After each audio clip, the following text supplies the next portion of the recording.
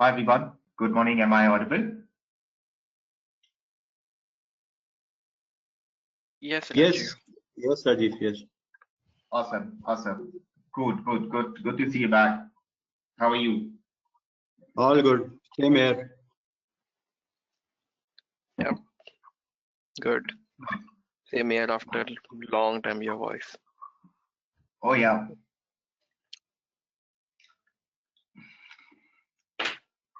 So you had KPMG session, right? For the last maybe 3 weeks or so. Yes. Okay. Okay. So let's wait for maybe 5 minutes or so. Mm, Possibly the rest are joining in, and then we can start rolling. Yeah. Yep, sure. Cool. Meanwhile, if anyone has any questions who people have walked in, let me know. I mean, anywhere I can help you. Otherwise.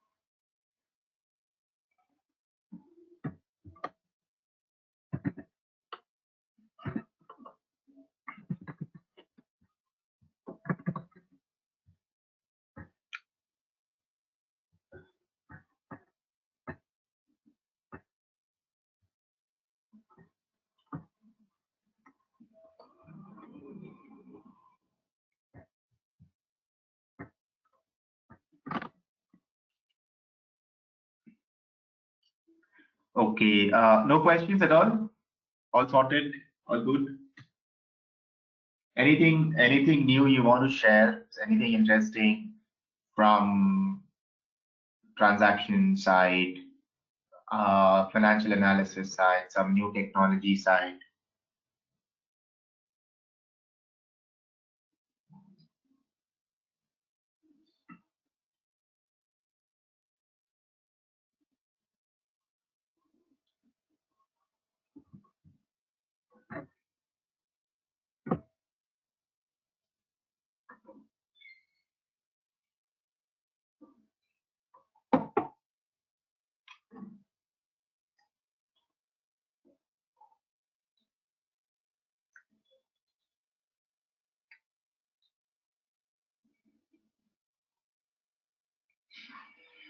Okay, cool. So let's get started, right? Raju, Welcome just back. sorry. Kashif. Yeah, so I was having one news. It's regarding my company only, but it was the second biggest merger of this year. So S&P Global has buy IHS market for 44 billion.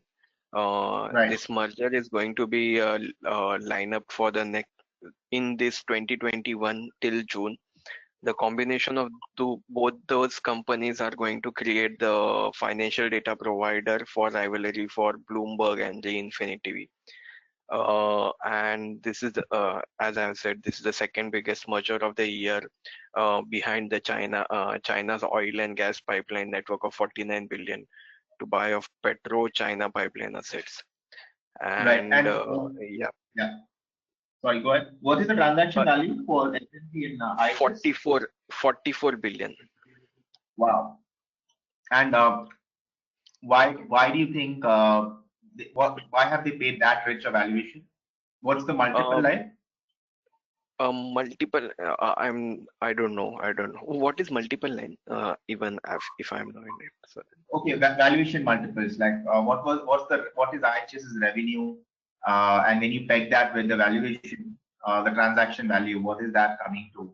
Or what is the EBITDA levels or gross margins of IHS? oh, Right? okay. Yep. So Yeah. I haven't seen that all, but I'll surely see that and I'll get back to you on that front as well Yes, because I yes. So haven't I seen. think Yep. you need to look at transactions from that lens as well. Okay. Okay. Right? Sure. Yes, absolute transaction value, definitely. However, transaction value divided by revenues, current and maybe 3 years down the line, what is the forecasted revenues?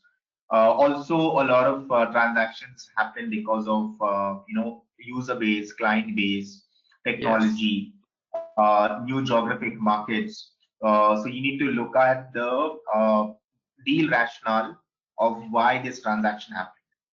Okay, and that's where you will be able to have a richer conversation about M&A rather than just mentioning about the transaction value, right? Yep. So it's So the also one reason. of the interview questions, right? I mean, tell me about a deal or a transaction that you found interesting. So you need to know Yeah. why, what, and how much, right? Okay. Yep. So the reason behind having that merger because London Stock Exchange offered to buy Reinfinite for 27 billion in July 2019. And that deal occurred 10 months after the Blackstone bought a majority stake in Financials and Risk Corporation of Thomas Router to create Reinfinite.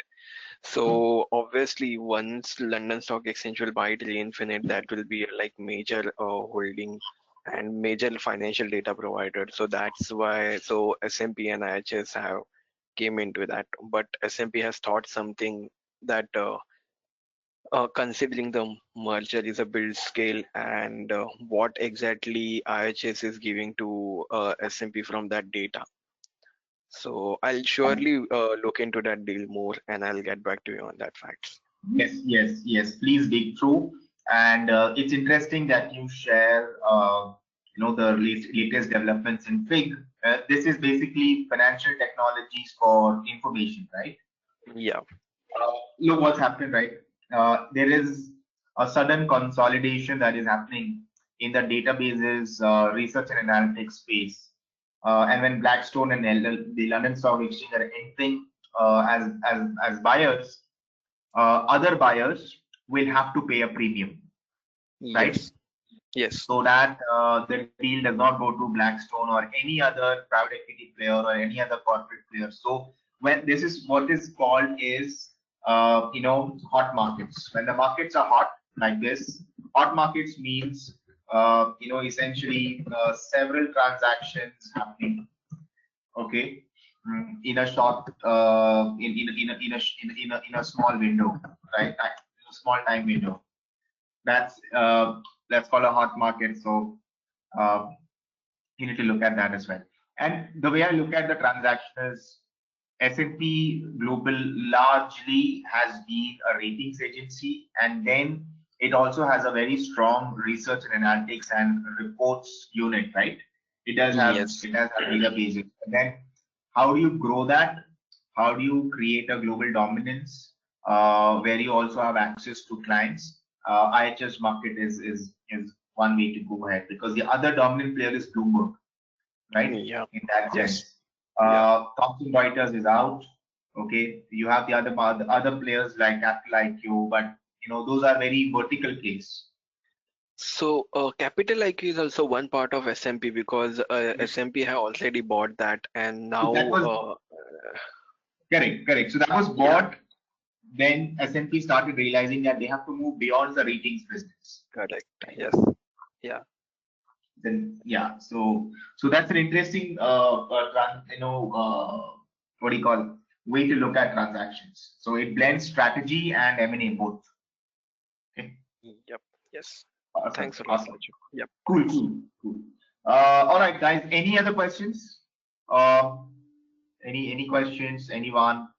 I know we are meeting after a long time.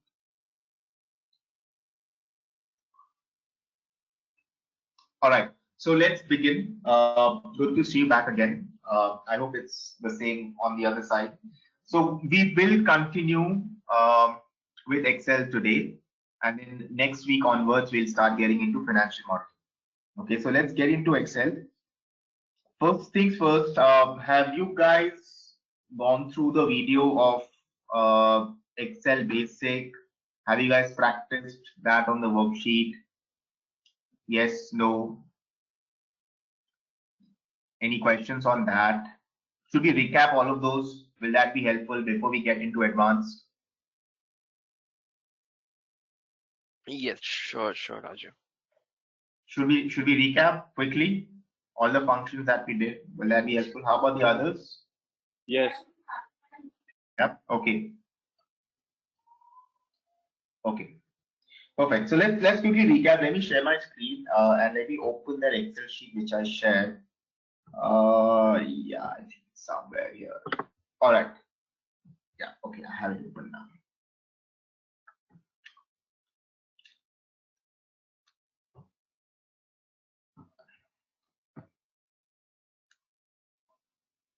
Okay. Is my screen visible? Quick. It is, right? Yes. Yep. Okay, great. So if you recall, this is how the Excel template looked like if you would have gone through the template, working template.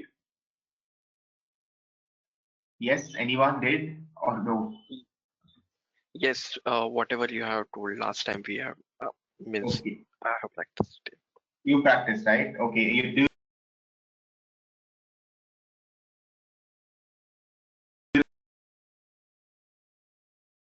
You were saying about alt HP, and for reduction of that percentage number, alt H, excuse me, alt H 0 and alt H 9.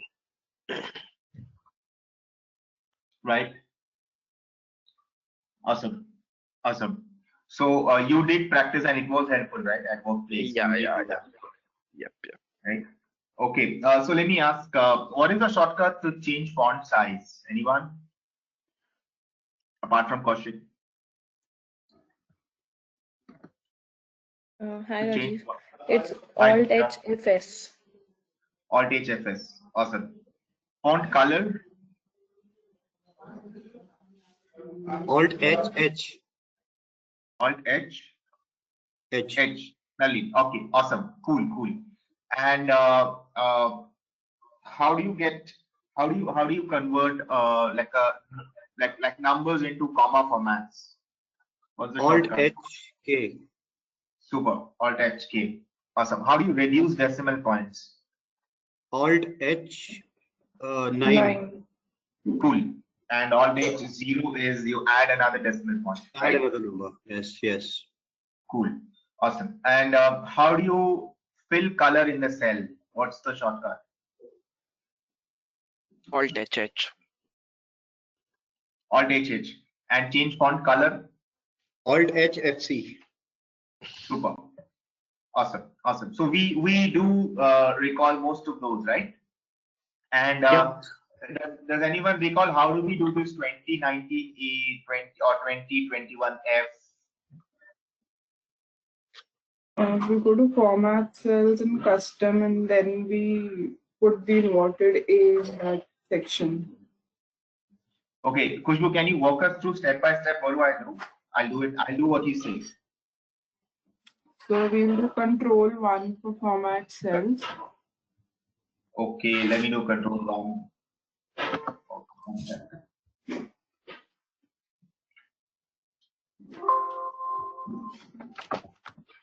Okay, control 1.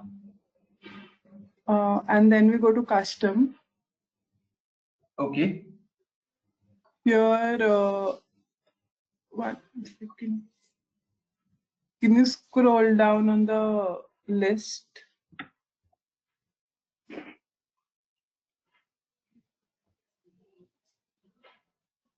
Okay, I'm forgetting something here. We will write 0 and then we give a space of ill. So how do Okay, we do we'll that? select 0. I guess we'll select 0 and there we will customize it and we'll give space and inverted commas we write A. Okay, so this is 0, and what do I do now? Space. Okay. Inverted commas open. Okay. A. Okay. Inverted commas close. Okay. Do OK. Okay, now should I punch in a number? Cool. Awesome. All right, good. So you remember all these, right? Shortcuts. Yeah, we did quite a few the other day. All right. We also did custom formula creation. Who can walk me through that? Custom formula creation. Why is it needed, and who can walk me through the steps like Khushbu did for cell formats, number format?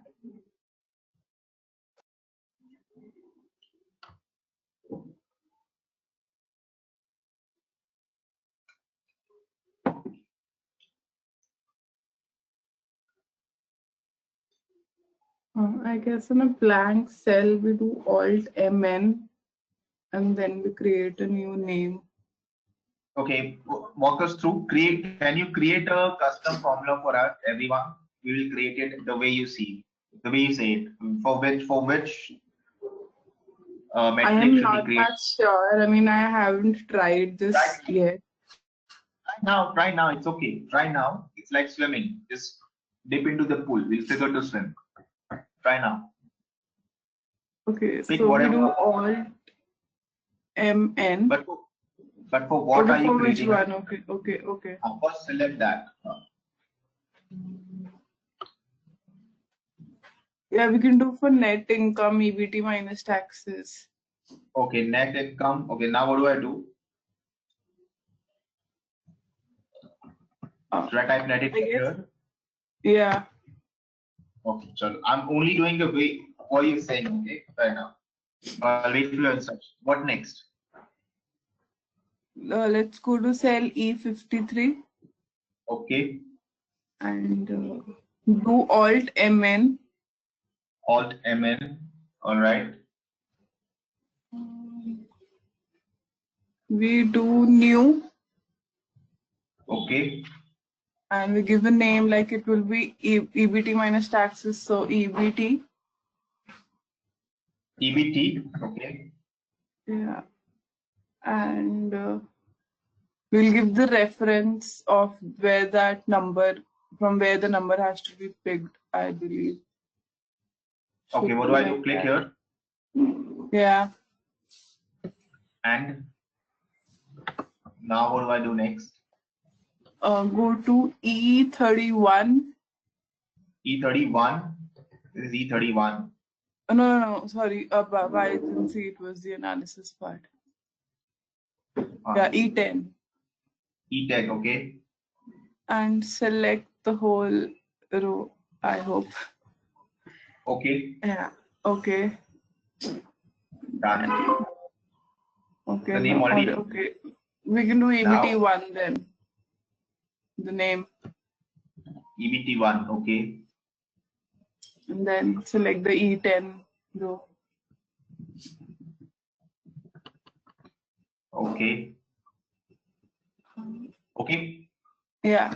No, it will not work because EBT1 is not there in the worksheet, so he will not be able to find it out. Okay, Oh. Nalin, why don't you help? Why don't you help me? Why don't the two of you help me out or help everyone out on this? Sorry? Yeah, why don't Nalin and Khushbu, why don't you walk us through to create a custom formula? No, I was just putting some brain into it. So we can try for EBITDA or we can try for some else if we've already created EBT. We can do for EBITDA. We'll do gross profit minus SG&A then. EBITDA is already done, no? EBT is EBIT already there.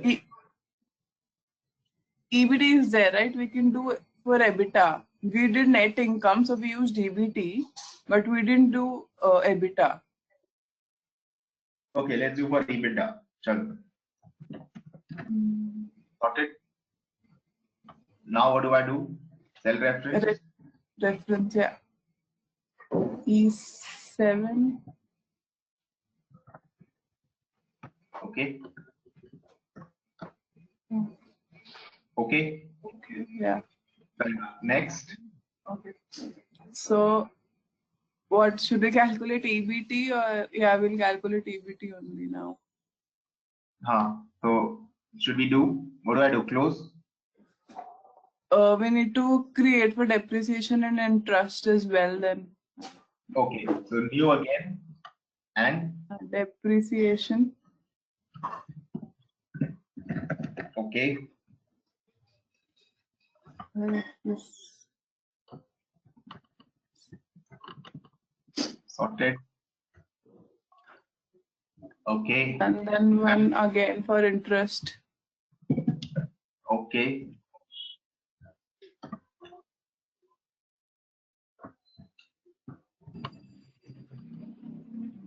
Okay. Yeah.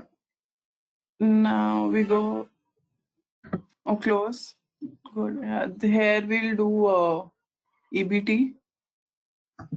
Okay. Then okay. Okay. Once. Yeah, equals to it will be EBITDA minus. But if we write like that, will it come? Yeah, Yes, it you- came. It will Yeah, come. it It will come. Yeah. EBITDA? Minus Depreciation. depreciation minus interest. But okay, I'm still confused about one thing. Will it give for this cell reference only, or it will give the sum or something like that? So the I think number it is the same. Fine. It is. Okay. Yeah. Done. And now, how do we replicate to the right? Control C. Okay, you want to replicate.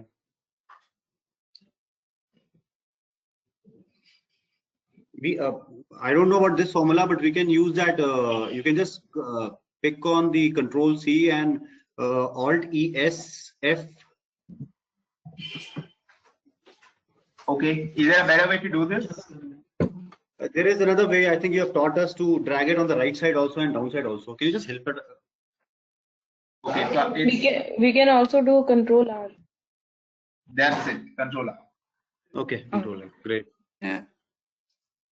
Okay. We have to reduce keystrokes to be quicker. Alt HK9. And now Yeah. Alt HK. Alt H. Alt H9. Now, how do you check? How do you check whether this number is true or no? Correct or no? I want to do a check, right? How do I do that? Will we compare it like with the one we calculated earlier? Like will we do a if function for it? That if this value is equals to the value that we calculated, then true else false. Okay. it's even quicker. You don't need an if function, right? And Okay. the idea is to reduce keystrokes. The idea is not to force fit Excel functions, right? Yeah. If it's false, then it's not correct. If it's true, okay, then your flow of data is in line. Okay. Yes. Good. Okay. And the last thing. All right, Khushbu, thank you. Nalin, thank you. Conditional formatting. Who can walk us through that? Step by step. Who volunteers? So Kaushik has volunteered, Diksha has volunteered, Nalin, Khushbu. 4 of them are done. I want someone else now.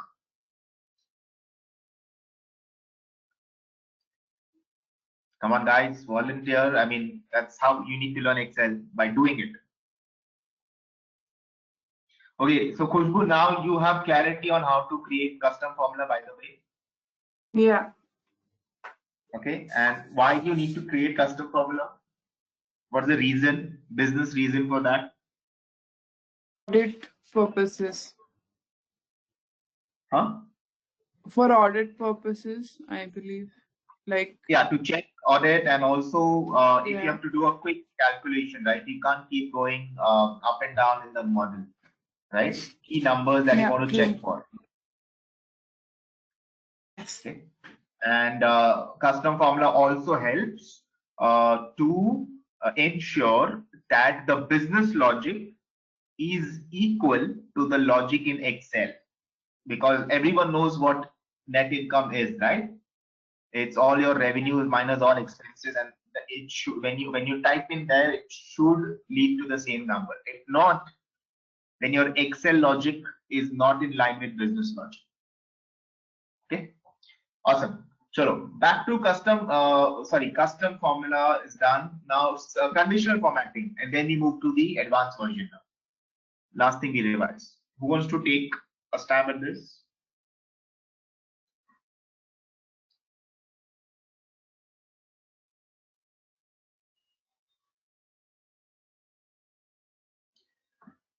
Yes, others in the room. Anna is in, Nimisha, Prem, Purushottam, Saurav, Shiv. Come on, guys. Okay, I could try.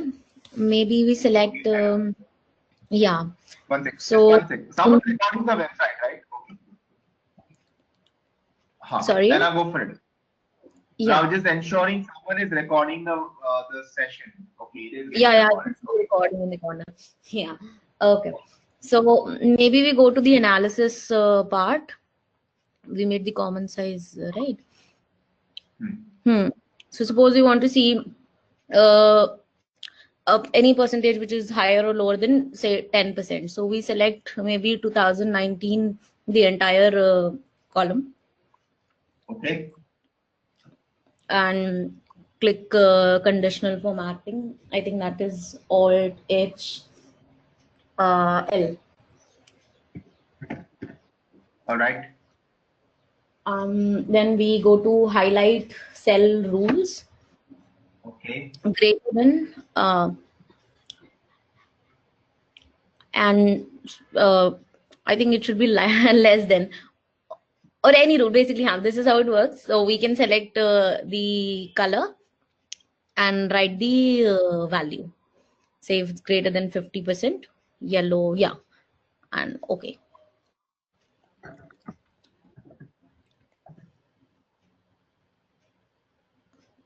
Should I click OK?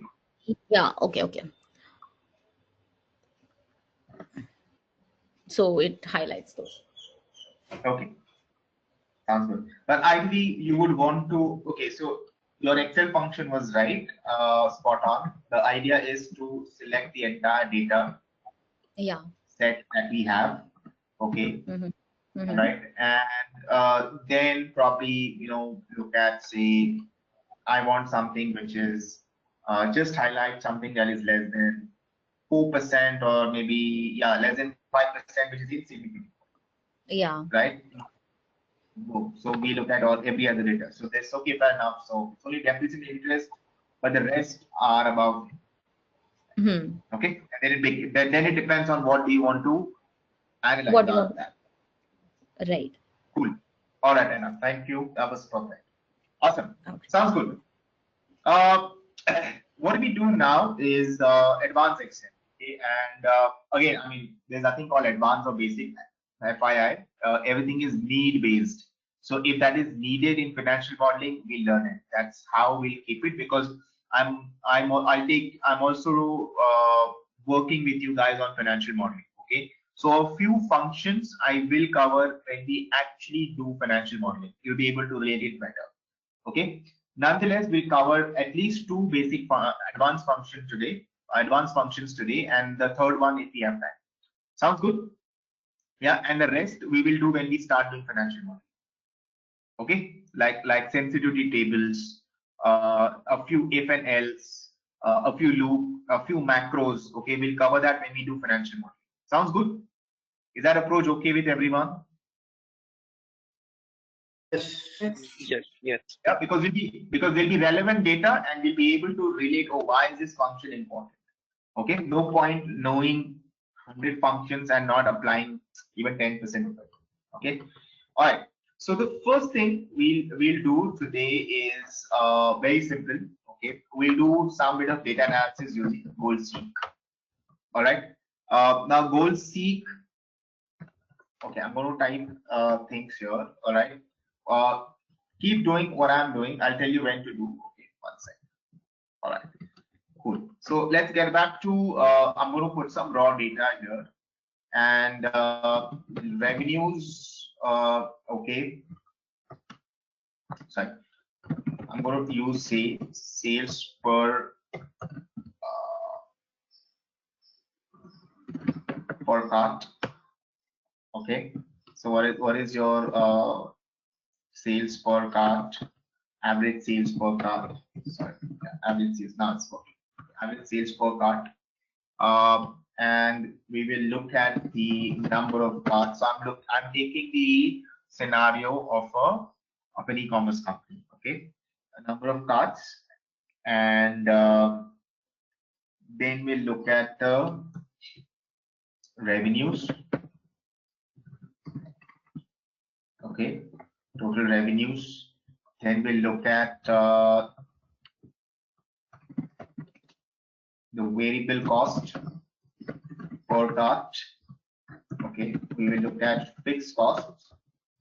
Okay, and we'll arrive at the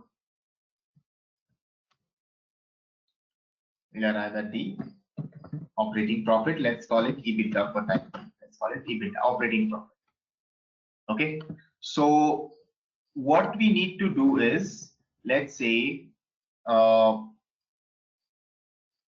average sales per cart. What's the average order value per cart? Say it's about 1,500 rupees. Okay, let me just all right. Cool. And let's punch in the formula. Revenues will be number of carts. Sorry. Can you tell me what did you did to expand the size of the column? Oh, okay, my bad. Okay, so I'll do it again. Okay, it was like this before. I didn't use the mouse, right? It's simple. Alt HOI. Alt HOI.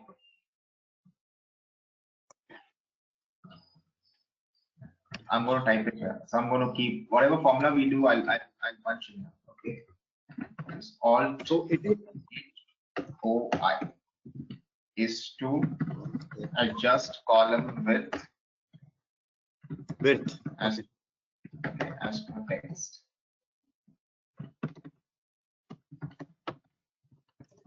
Great. Sounds good. Yeah. All right. So let me. Oh shit. Sorry. All right. So let me come back here. So you know what will happen, Nalin, since you asked that question. If we see, if I select the entire data set here or the entire text, and I will do Alt HOI. See, got automatically readjusted. The longest length text is variable cost, right? Earlier it was only sales per cart, so it gets adjusted automatically. Cool. Nice. Awesome. Yeah. Okay. Now let's go to yeah, because that's a problem you face, right? Generally, I've seen observe people double clicking on the column width, and Yes. Yes. Yeah.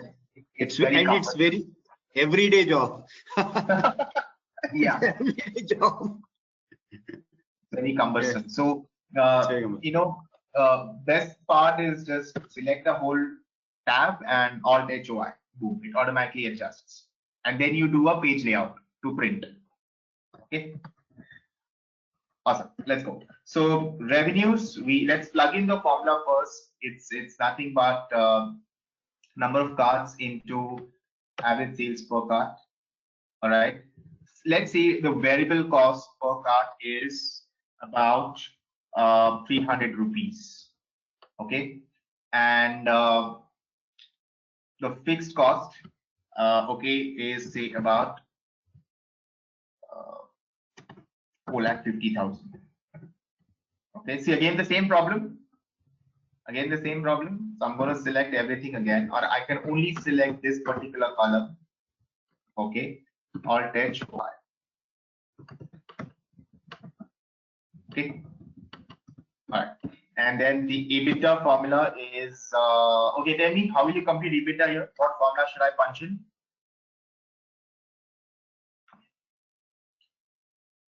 Let's say number of cards that you have sold in the first month is 50.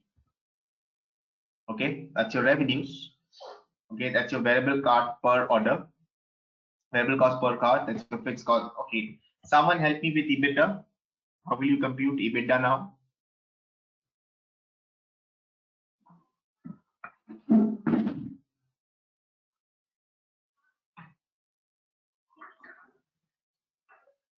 So revenue minus fixed cost. Kushbu, help me. Oh, wait, one Revenue? second, one second. We have variable costs as well, right? Think.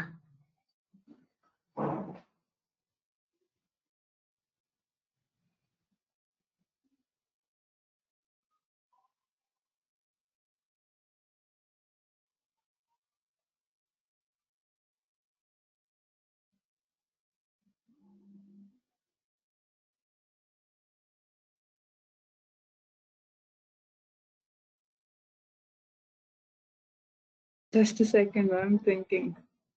Yeah. And like Kushbu, others also think, please. Financial modeling, Excel is first getting the logic clear in the head and then translating it in the least possible steps. Come on, I haven't heard from Nimisha, Prem, Purushottam, Saurav, and Shiva. So it will be good to hear from you as well.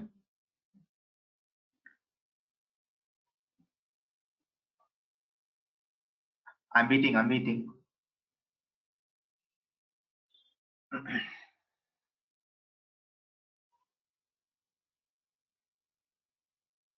Yeah, I think it should be first revenues minus fixed cost will come to gross profit, and then we should reduce the variable cost, and then we'll come to Okay. EBITDA.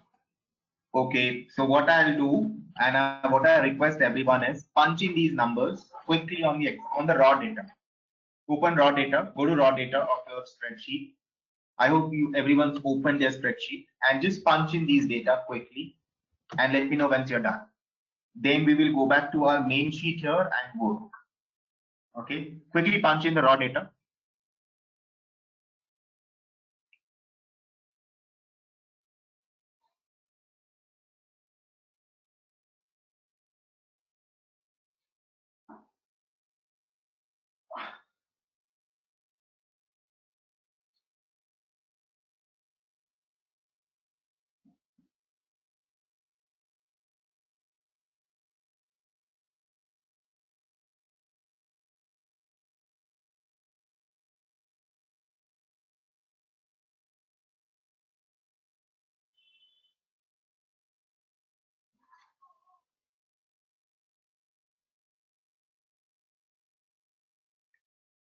Done. Just notify me. Just write a yes so we know. Done, sir. Done? Okay, sure. Done. Done. Sure. So I'm also going to do exactly what needs to be done. Sorted. Now in the same problem.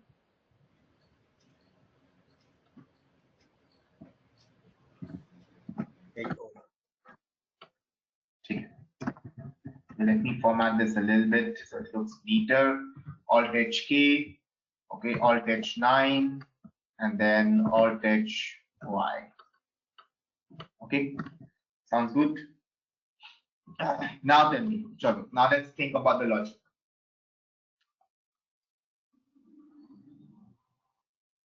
I want the, how will you compute EBITDA here?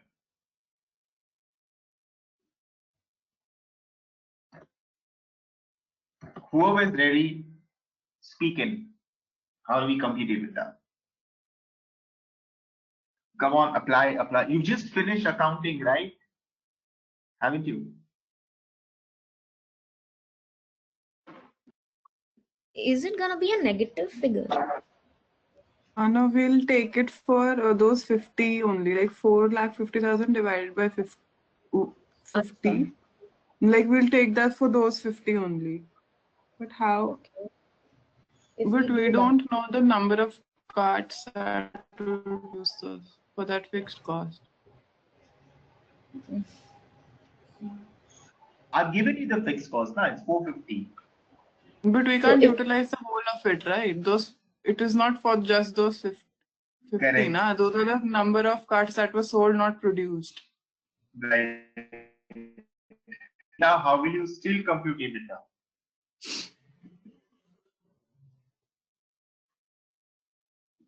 You have anyways incurred 450, right? Whether you have sold 50 cards or 0 cards, 450 is gone in building your e-commerce website.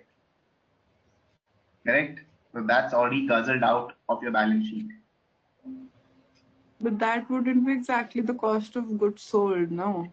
Because the number of goods that are being sold are 50. So we can't, for those Exactly. 50, we can't put the cost of whole production. So say, let's assume something, and with that assumption, work at the closest possible EBITDA. So do we divide this 450 by 50? 450 by 50, and okay. And is that EBITDA then? EBITDA would be 50. Huh? Hello, Rajiv sir. Oh, Nimisha, hi. Yes. Hello. Hi, sir. So I just want to ask that fixed cost will be same, I believe. If we produce like 1500 or 50, fixed cost cannot be changed. Correct. I mean, if there is power and electricity, if we are using, it will be same. Nahin? Fixed cost is the same. See, what does it take to build an e-commerce website, right? Your technology spend, your first version of the e-commerce website is up and running. Then that has incurred your fixed cost. And then there is a variable cost, okay, or per cart. Variable cost includes what? Your labor, your handling, your fleet, okay, all of those, right? Yes, sir.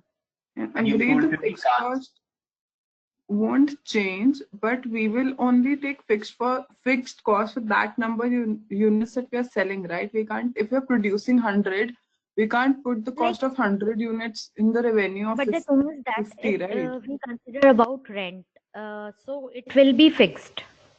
It will not change for 50 or it will not change for 1500. Correct. Exactly. Warehouse- Exactly. That has to be paid. That has to be paid. Okay. That has to be Whether paid. you sell 0 cards or 50 cards, that has to be paid. No, that is fixed cost. Yes. That is fixed. Yeah, It okay, is not. okay, yeah. Yeah, it will agreed, not change yeah. with the units. Yeah, true. Yeah. Thank you, sir. Okay. Okay. So now EBITDA. Abhi EBITDA batao. So Anna, you had a point. Can you continue? Yeah, I was saying if we divide the 450 by 50, in that case, EBITDA will be a positive figure. But as we just discussed, some costs are fixed. So I don't know if we can divide. Well, is it EBITDA? It's not EBITDA, right? EBITDA is EBITDA will. profitability. Uh-huh. operating profits is EBITDA, no? Yeah. So how is this capturing operating profits? Oh, so your revenue minus variable costs. So this is out of the head. This is not, this, the logic is not true. So this is out. Mm-hmm. Okay, so what else?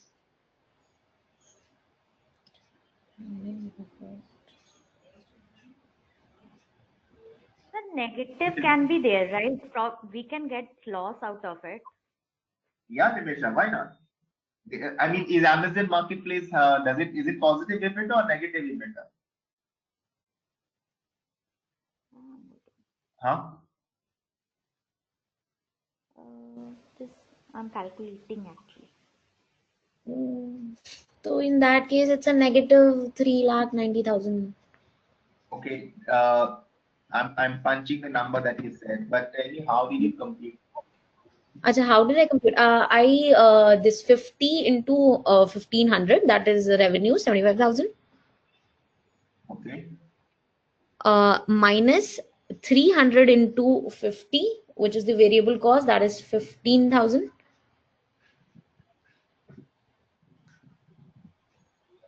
Okay. Minus this entire fixed cost, 4,50,000.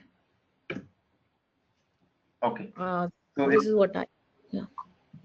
negative. Okay. Do we all agree with Anna? Yeah. Yes. Yes, sir. Okay. Most of them agree.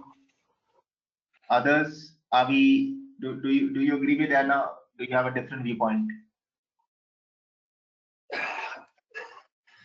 I have also got the same number through this calculation. Probably this is one of the option, can be the way we can see it.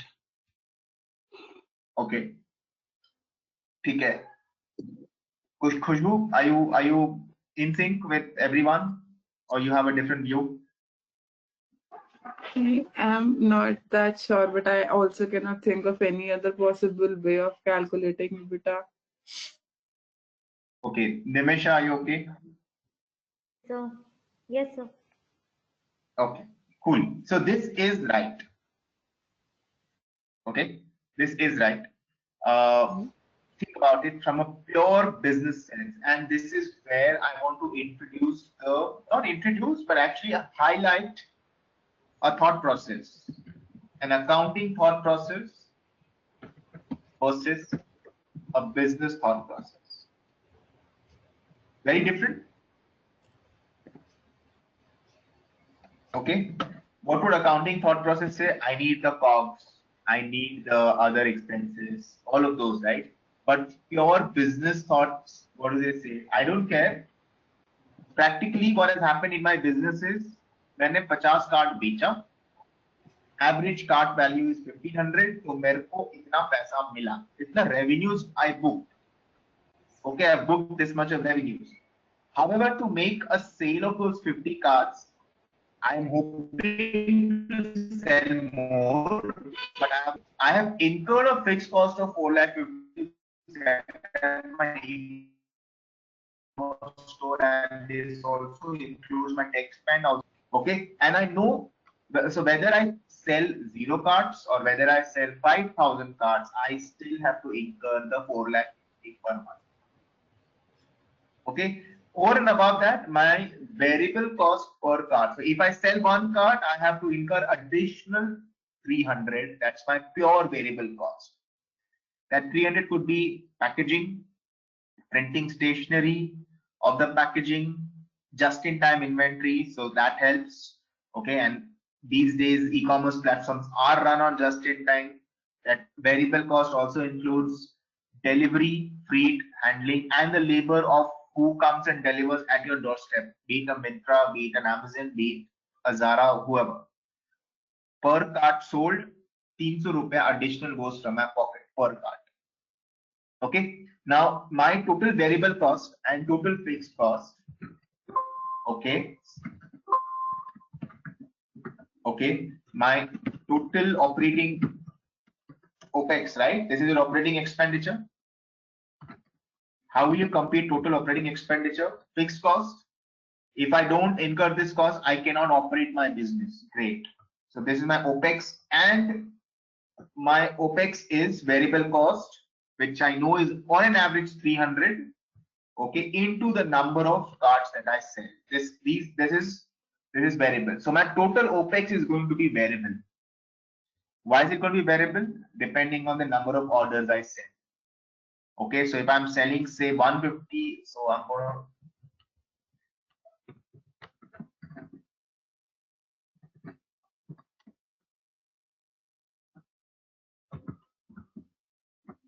going to sell, say it's season time, year end, Thanksgiving, blah blah blah. I'm selling 250 cards. My OPEX will increase because my variable has increased. Variable has increased pro rata to my number of sales. Sounds good? So far so good. That's the reason. And EBITDA is also called as operating profit.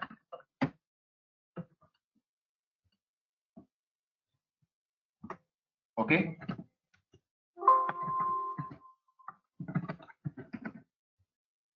EBITDA is also called an operating profit. That's the total expenses that you incur to run your business.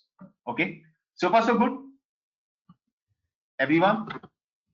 Difference between accounting way of thinking and the business way of thinking. We have to prioritize business thought process and not accounting thought process. Why? This will come in even more, it will hit your face even more when we tackle something called depreciation in the financial modeling. Okay, next session onwards. Okay, but are we good with this? Yeah. Okay. Now this brings us to something called goal seek. Okay, this brings me to something called goal seek. What is the goal that you are seeking? What is the number? How many number of cards should I be selling so that I achieve an operating break even? What is operating break even? No profit, no loss. No profit, no loss at the operating level, right? Yeah. Which means my EBITDA is 0. That's called operate. Have you operationally, are you breaking even operationally? That's one of the first questions that you ask when you analyze a business, right? And valuation will be dependent on that. Okay. So by the way, most e-commerce companies are not breaking even on an operational basis. Okay. So EBITDA, which means in the real world, especially today's time, when I'm saying today's time, business models of the present and the future necessarily may not be EBITDA positive. Okay, it's an old school thought where you have to be EBITDA positive, but yeah, different scenarios, different cases, different numbers, very, very contextual. Okay, so that's where it brings us to goal seek. So let's see what goal seek does. Now, let me ask you, how will you know the number of cards? You'll start simulating here, right? 250 pay, okay, great. 300 do I? Not still. 350 do I? Not still. Okay, 370, oh, cool. So at 370, I'm at no profit, no loss. But how will you know this without, guesswork like this? Is there a calculator? And that's exactly what goal seek helps you to do. All right. So let's go to goal seek, and that's the first function that we learn. All right. So sorry. So we go to goal seek. Okay. And the way to open this is I'll do it again. Okay. Alt A will give you data. W is a what if analysis, and G is a goal seek. So it's one of the scenario analysis. It helps you build scenario for different inputs. Okay, that's why it's called a scenario analysis, and it's a part of data analysis, so it will fall under Alt A, which is data. Okay, so this is how it looks. The way it is structured is you have to set a cell. Setting cell here means what is the target value you're looking at. Okay, for what value are you looking at? So here you want to look at EBITDA, right? So your cell here should read D65. Okay, D65. to what value? You want EBITDA to be 0. That is no profit, no loss. My operating, I'm breaking even operationally. So 0. By changing what cell, you want to change for number of units. Okay, you want to find a break-even units, which is D57. Okay, sounds good. So far so good. And let's hit OK.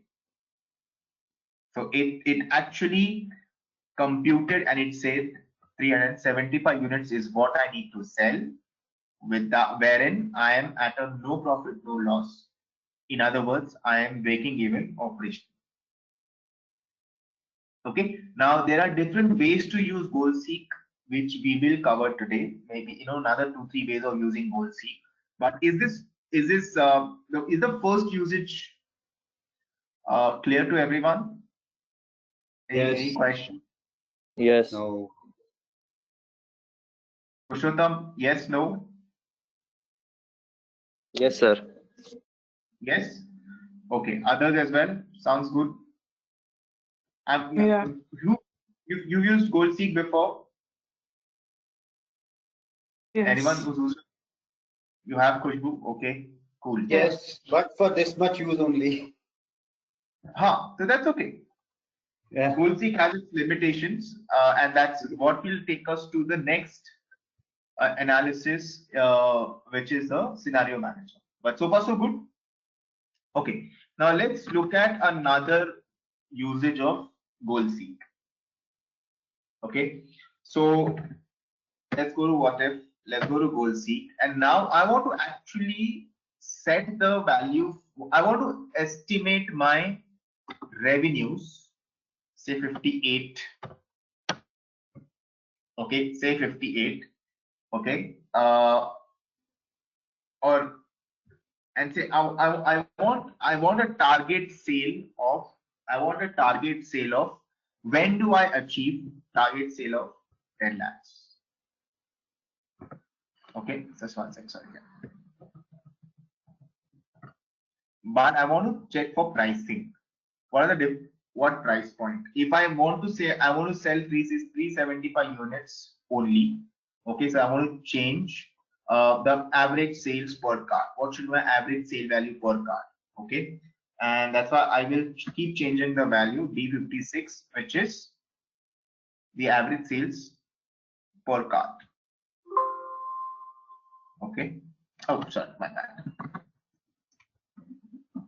Okay, so let's go here. Okay, now why it is not taking here is, okay, let's try it again.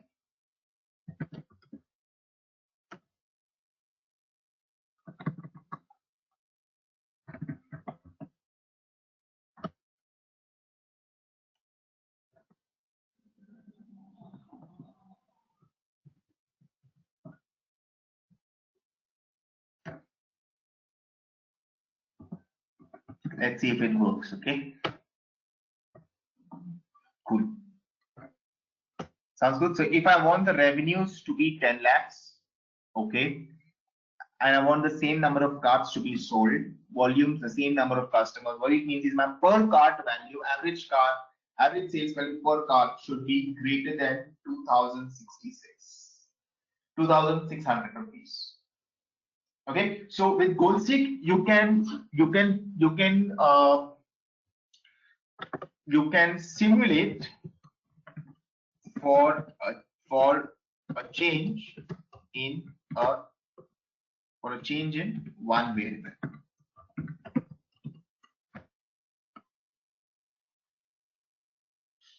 Sounds good. I'll do one more just to give, it'll be a good recap. Instead, now I say I want to look at EBITDA margin. So I know what the EBITDA margins are. Divide by revenues. Boom. Okay. Alt HP. Alt H 0. Alt H 0. So my EBITDA margins are 44% almost. And the investor asks me, okay, when do we get an EBITDA as of, say, okay, this 370, this is too high, so let's go back to the previous numbers. and let's say if the next month is sold 50, all right, it's still minus 20% or 120%, right? Let's say a little more realistic, say 200 units you've sold. Okay, it's minus 70%. Fair enough. So the investor asks you, fair enough, the second month looks good. You made like 4 times, you've sold 4 times at the same price point. Okay. But when will I have an EBITDA of say minimum 10%? All right, minimum 10%. So what do I do is I go back to my goal sheet. All right, and I want to set the cells D66, and I want that value to be 10%.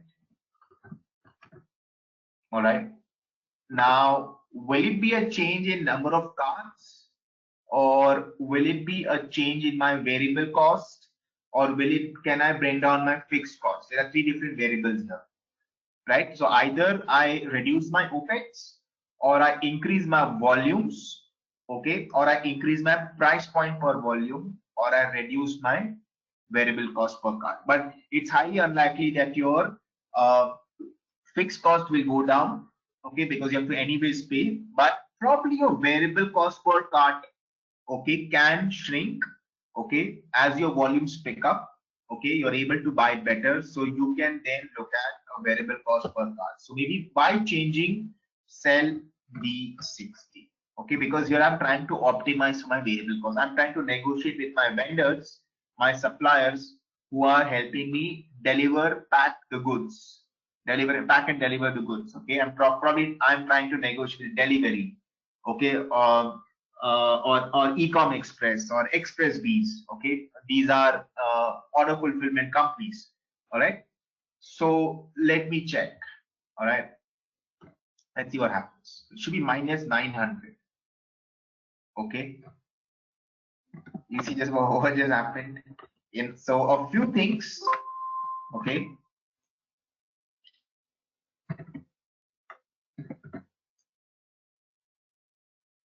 Setting cells. One second. Yeah, let me set the cell D66. Okay, I want it to be 10% by changing the cell D60. Okay, D60. Okay, it says minus 900. Now that is not going to happen. Okay, it's not going to happen. So what this means is GoalSeek has its limitations. Okay, of being able to deal only with one variable.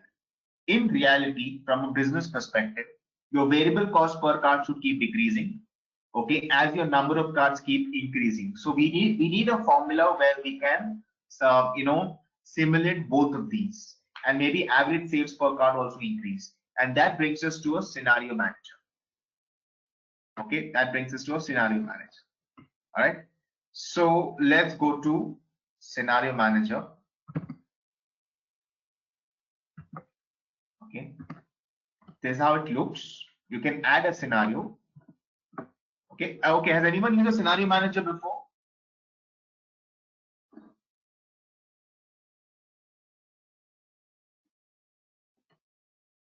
No, okay, all right.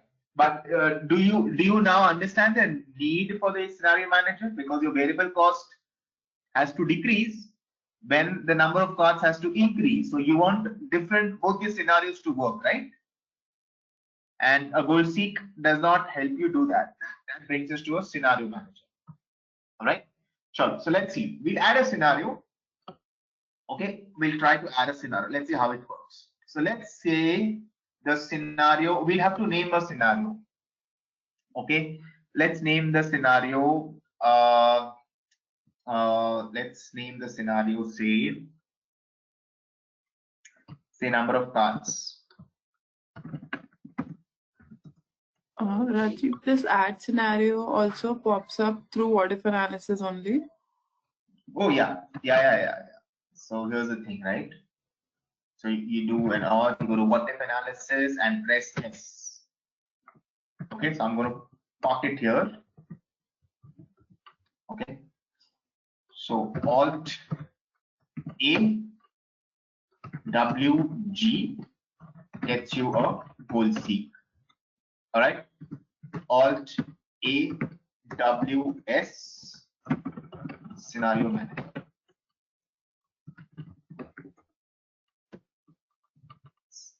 Okay. Sounds good. Perfect. Now, actually, my thought process is has changed a little bit. Instead of working on a scenario for this particular case, let's build a new case. Okay, and then we'll apply a scenario to this and that case as well. Okay, so I'm going. Let me go to raw data again. Okay, so we know this is one second. This is for goal seek. Okay, this is for goal seek.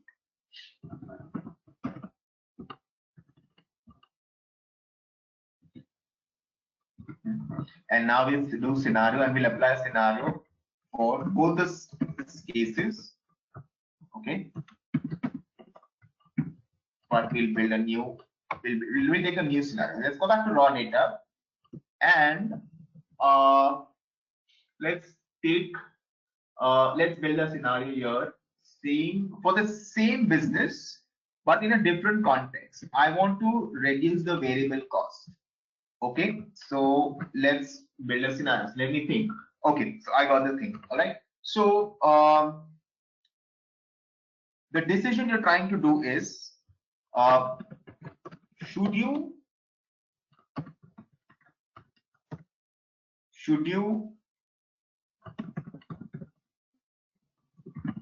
outsource your logistics or should you build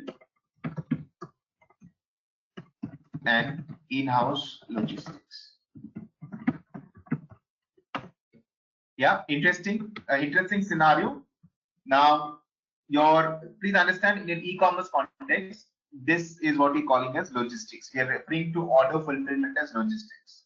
Okay, so I'm sure you've heard of the companies like Delivery, okay, Express Bees, Ecom Express, yes, eCart, yes, no, you heard of these, right? Awesome. Yes. And yeah, so we will look at these help e-commerce companies take care of packaging and delivery and also reverse logistics. Okay, so we will build scenarios for them. Should I outsource or should I build my own? Okay, and that's exactly what Flipkart did. Okay, when it built its in-house logistics company to save on variable cost per cart, and that is eCart. Okay, and exactly what Amazon does, it does not outsource. Okay, but the other smaller ones will outsource. Okay, so let's first build the raw data. So what are the raw data required? I want to flip this question back to you. What is the raw data required? What do you think? What all elements will you build the scenario for? Chalo. Again, thinking time. Cost of vehicle. Cost of vehicle. Okay. Okay. Now let's okay. And do we consider driver salary or something? Sure. So we can call it as we can take other expenses then. Okay, wait, one by one. So we'll take labor cost, which is nothing but the fleet. Okay, fair enough. And the petrol cost for the transportation. Fuel cost. Okay. And packaging. But packaging now, you will have to, okay, fair enough. Assuming you will insource it. Yeah. Okay. Yeah, but packaging we are earlier also doing, no? It's not. So okay, fair enough. So let's not take packaging. Pure logistics. Okay.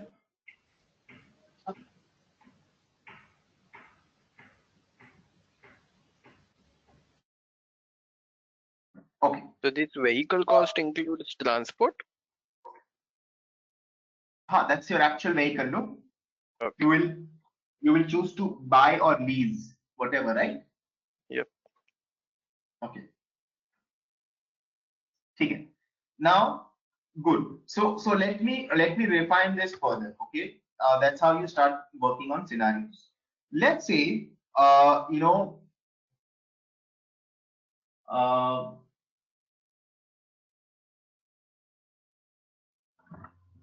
so you choose to insource and you choose to outsource.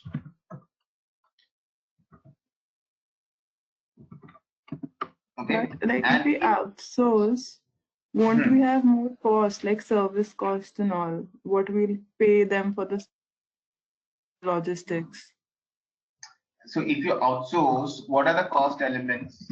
The cost elements are still the same, right? So a delivery express, if you are negotiating with them, they will say, okay, you want to pay me for delivery, for labor and freight handling, and you know, the fuel I'll take care of, but you have to give me the other costs, which will amortize, right? Yeah, so there won't be any additional cost, like for the service that they're providing, or What is they'll the service? include it in the other costs only.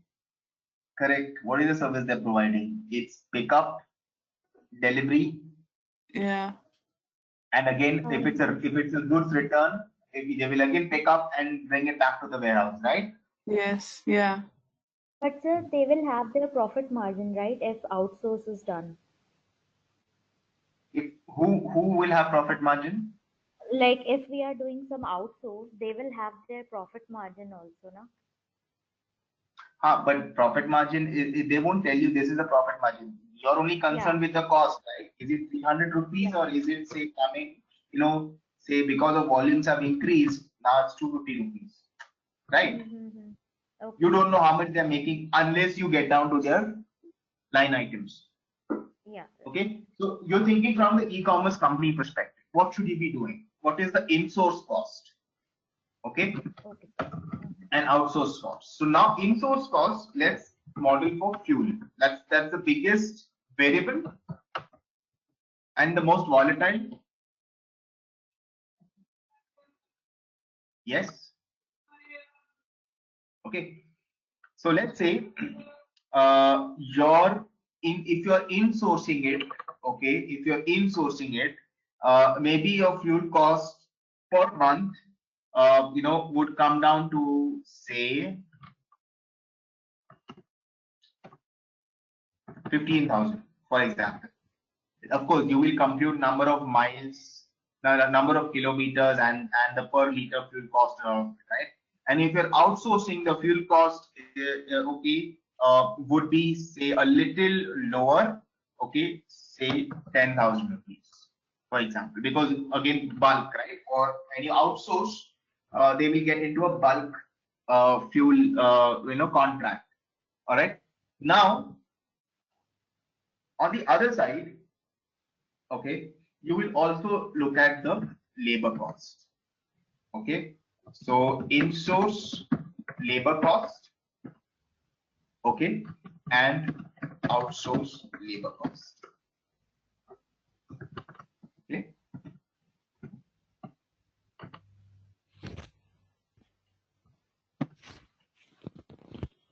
Okay, say if it's in-source labor cost, you are probably getting, you probably would have to incur about say 25,000 per month. Okay, and if you're outsourcing labor costs, because you know, these companies will have again different price points, sorry, they will have economies of scale, and they say we can do it in 18,000. That's why they exist as a business, right? Despite that, they might end up making monies, which they do. All right, so these are the four variables right now from a labor and a fuel cost. Okay, sounds good. Now we have to figure out which is the most you know, economical. So now you will actually build your total, okay, logistics cost. Okay, You will also incur one more line item if you insource. Okay, you will have to lease in vehicles. You may not want to buy them. Okay, because leasing will also give you the tax and the depreciation benefits. I mean, no longer, but it will also give you a tax benefit. Okay, so one second. So let's say the leasing cost is for about you probably want to lease in vehicles at about 30,000 rupees that you will have to lease in. Okay. Now clearly, in-source looks expensive, correct? But let's build the scenario first. Okay. So now your total logistics cost here is, let's say you run orders every day of the month, so 30 days on an average. Okay. So and this is your monthly cost, so you don't have to multiply. So that's your in-source fuel cost, in-source labor cost, okay, and in-source vehicle cost, assuming you're insourcing. So your total cost is 70,000. All right, but you want to figure out what if you outsource. Okay, now this is where a scenario manager comes in, and let's try to build a scenario. Let's see what happens. Okay.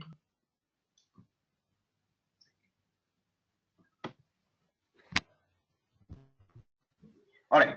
Okay, by the way, guys, so it's 1:20. Do we want to take a break and then resume? Because then scenario will take some more time. Or do you want to continue? Because once we start getting into the scenario manager, there'll be multiple things, and then I want to do data sensitivity as well. Okay, let's take a break. Let's take a break. Yeah, but so far so good. We get the storyline and we know what we're trying to get done. Yeah. Okay. So it's 1:20. When should we be back? About 20 minutes break. 1:40 should be good. Cool. Okay. Awesome. Sure. So we'll be back. Then we'll finish this table.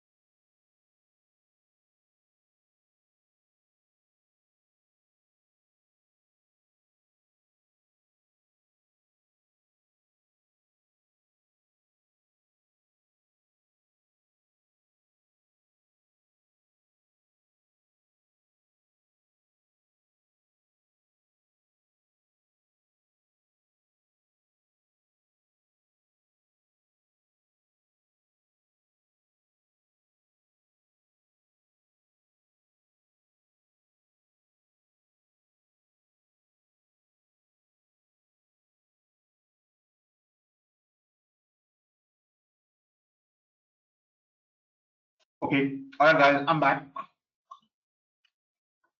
Is everyone else back? Yeah. Okay, cool. Khushbu's in. How about the rest? Everyone here?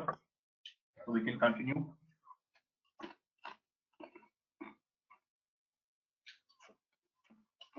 Okay, perfect.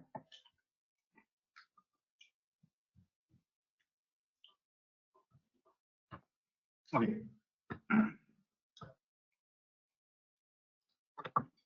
Awesome. Okay. So let's continue from here. Okay. Now, here's the thing, right? Scenario managers here, again, we are looking at total logistics cost. Okay, whether we outsource or in-source, and we've computed the total logistics cost if we were to in-source. Okay, let's look at the total logistics cost.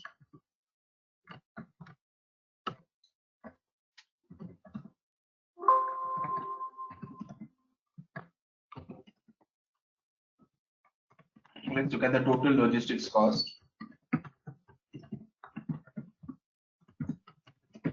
When we do an outsource, okay, which is your outsourced fuel, okay, and your outsourced labor. All right, it's actually working out to be way cheaper, but this is dependent on the volumes, okay, and that's what brings us to the next computation before we run our scenario calculator is until we reach a certain volume, okay, let's have the in-source to outsource percentage. And let's say you're trying to do a 50%, which means 50% of the times you are using your in-house cost, 50% of the time you are outsourcing it. Okay, so in that kind of a blended scenario, okay, blended logistics cost, let's arrive at it. Okay, so it's all monthly. All right, so what you'll do is you will take the percentage, which is 50% of the total logistics cost that you would incur monthly: fuel, labor, and vehicle. You will add it to 50% of the times where you would outsource, which is outsourced fuel and outsourced labor. There's no outsourced vehicle cost. So on a blended basis,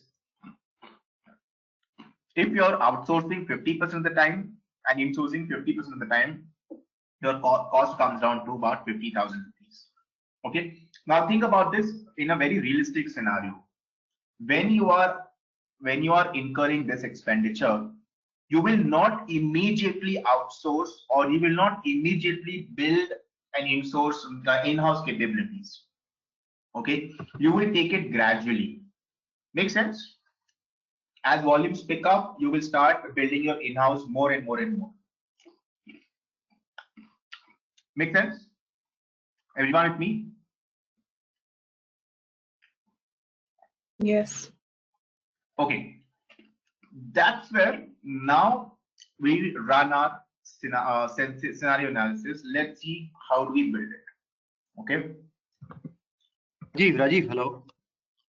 Yeah, Can you please explain the total blended logistic cost again? Okay. Okay, who can explain this to Nalit? I will help you. Khushbu, you want to take a stab at this? Yeah, sure.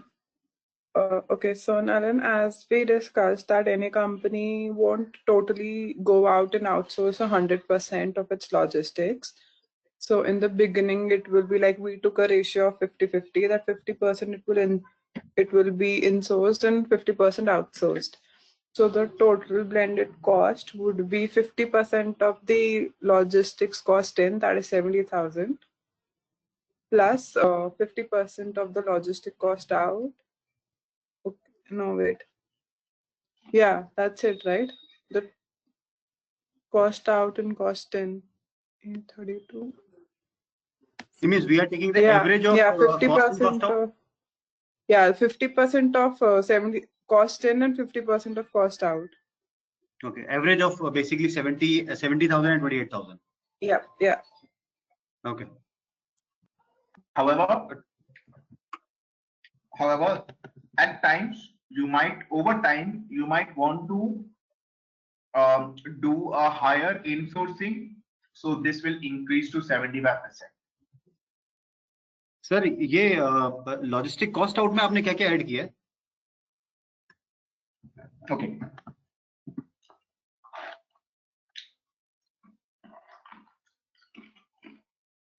Fuel cost and labor cost, that's all you pay, no?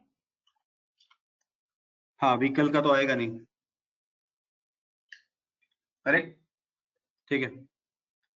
Okay. Now can you show blended cost again? Yeah. Now this is where I'm going to make a small addition, small twist. Yeah. Okay, so let's understand the logic. What is happening in the real business world is we will not immediately build in-house capabilities. Okay, we will gradually do so once volume picks up of the number of cards we sell every month. Okay, but what is that number is what we have to achieve. What are the different scenarios under which we are looking at a cost which is almost equal to an outsourcing cost? So we will rewrite this formula with a little more of refined logic.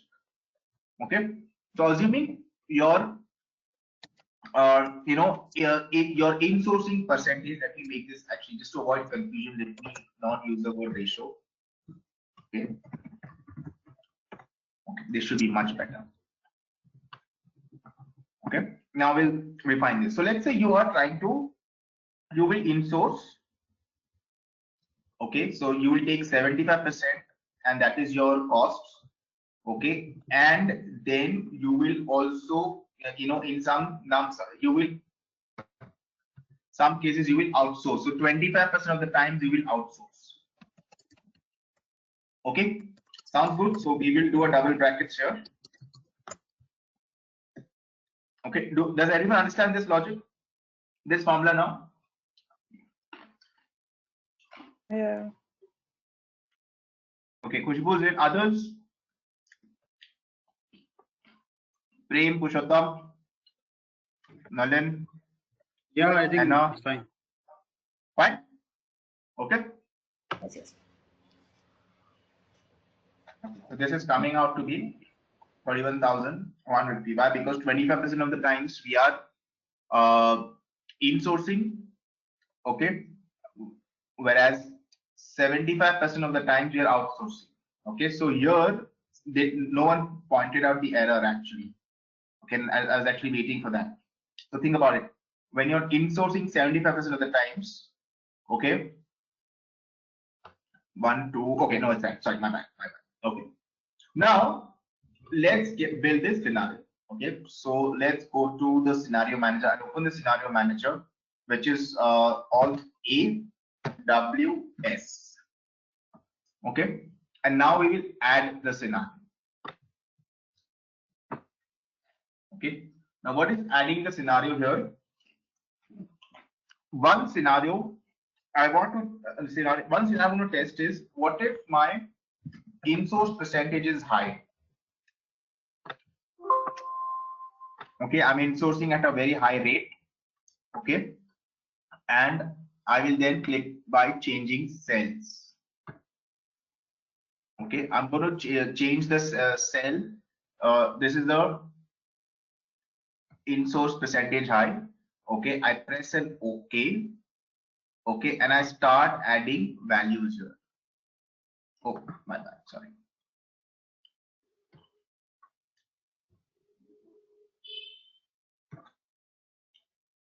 Okay, so if my by changing cells,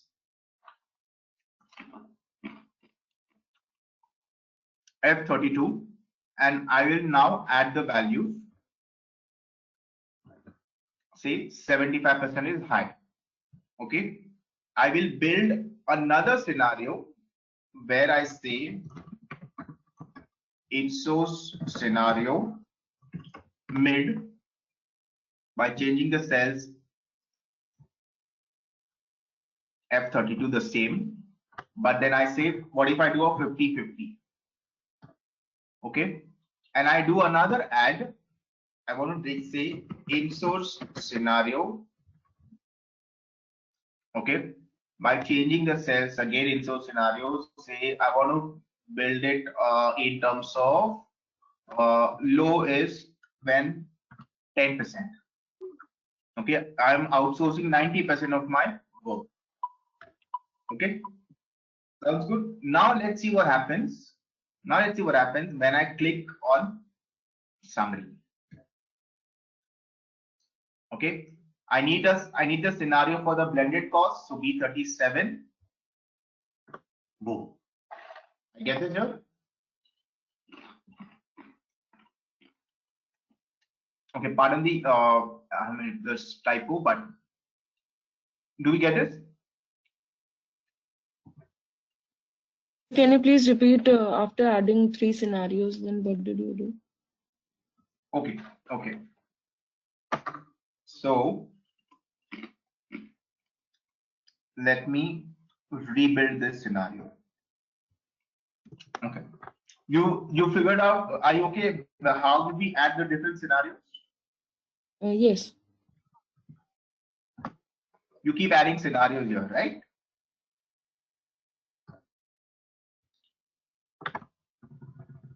So what I'll do is I will rebuild this so that there's no confusion. In source high. Now I want to do in source mid by changing F32. Correct? Okay. I'll do an OK and I'll add a value. In source mid is 50%. Okay. I'll add one more scenario where I'm going to check in source low. Okay, when say only I'm insourcing 10% of the cost. Then I click on summary here. You see the word summary here?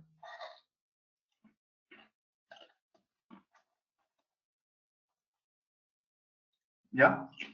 When I click on summary, and I need the summary for what? The result has to be the blended cost. Okay. The result has to be the blended cost.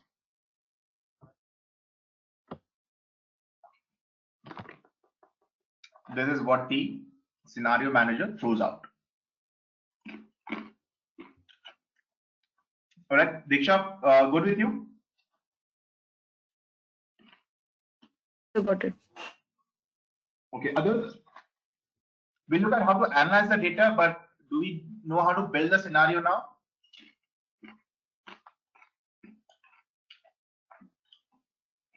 Yeah. Yes. Yes. Others? Nalin? Sir इसको analyse कैसे करना है? How do we get to analyze this? We come to analysis. One second. But how to build this? Now, let's come to analysis. So what is happening is your base value is 75%. So let's go to raw data here. You are assuming that you will insource 75% of the logistics cost. Hi. Now you have built 3 scenarios. You're looking at different percentages where you'll build a high insourcing capability, a mid insourcing capability, and a low insourcing capability. Basis your high, mid, low, which will be determined by how much are you insourcing. Okay. What is your result cell, which is B37? What is result cell? B37 is total blended costs. Okay. So basis your high, mid or low, what is your total blended cost of the logistics? So your logistics cost keeps decreasing the moment you start, you know, what do you call it, building, or sorry, your logistics cost keeps decreasing in this case the moment you start outsourcing more, because when you're insourcing less, you're outsourcing more, right? So your logistics cost keeps decreasing. I think that makes perfect sense. Why? Because if you look at the raw data and see how you build this, insourcing cost has a high vehicle cost, and in outsourcing that is not included. And that's where it makes sense that the moment you're outsourcing a lot, your blended cost keeps shrinking. So this will give you a summary that given the current cost structure of the fuel, labor, and the vehicle, do not insource. Keep outsourcing. Now let's say if the insource vehicle cost is zero. Okay. Let's say the vehicle cost is zero, and now we will run the scenario manager again. Okay. Now let's see.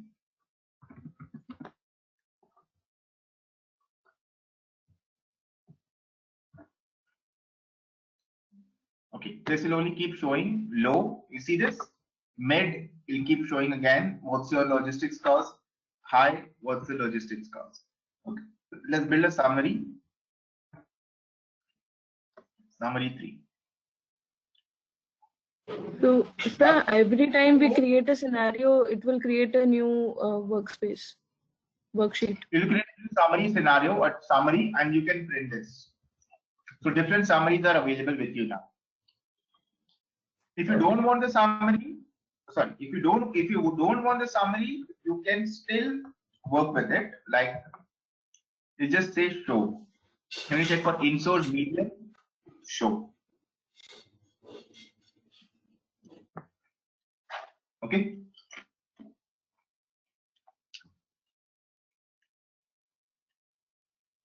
Sounds good. So far, so good.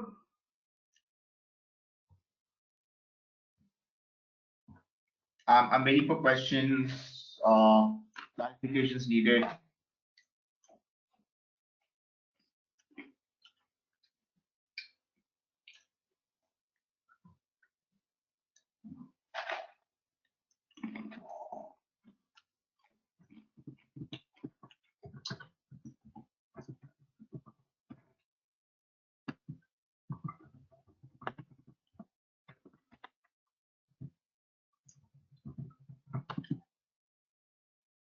Yeah. Anyone?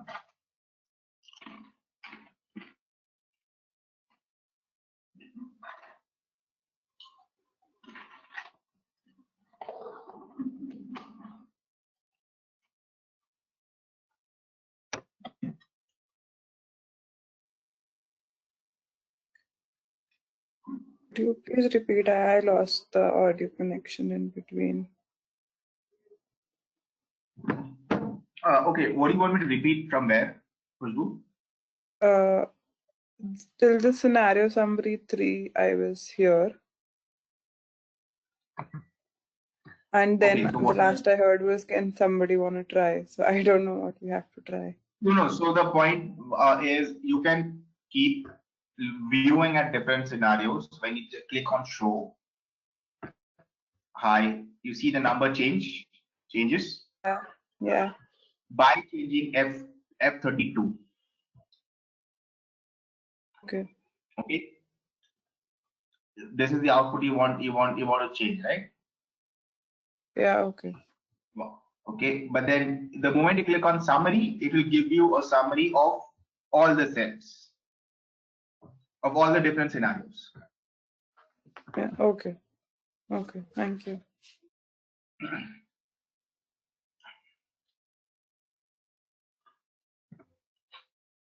Okay. Cool. So the rest of us are we all on the same page?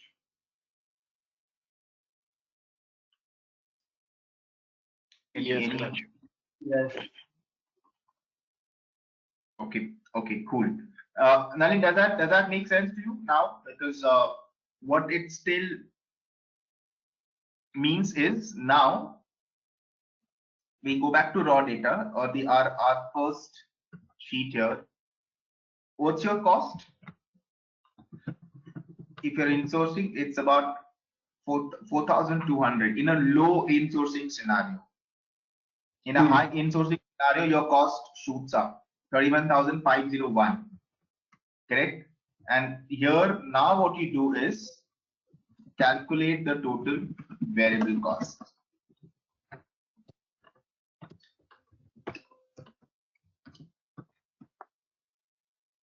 Yep.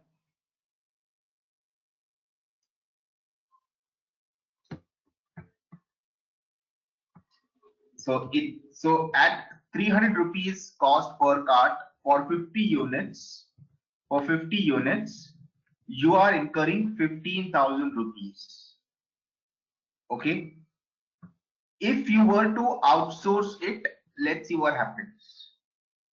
If you were to outsource only 25% of it as per this, okay, you are so if you were to insource now 75% of this, okay, you are incurring 31,501,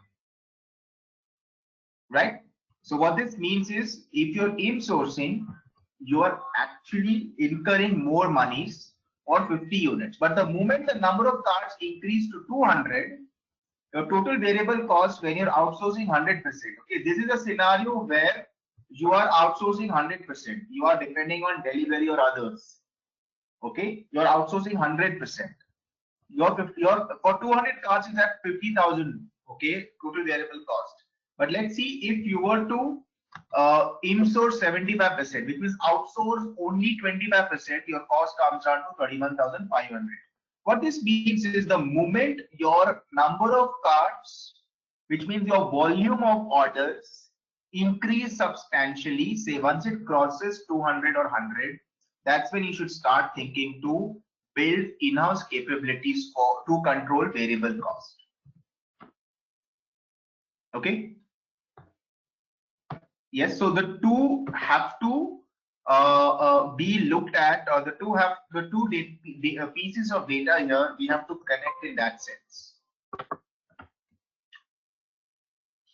Okay, assuming that your inputs to cost, fuel, okay, and labor is at this number. This number you'll get it from the actual budgeting sheet, right? You will build a budgeting sheet for labor. You will build a budgeting sheet for fuel. Okay, sounds good. Yeah. Now, do we know how to now put everything into perspective?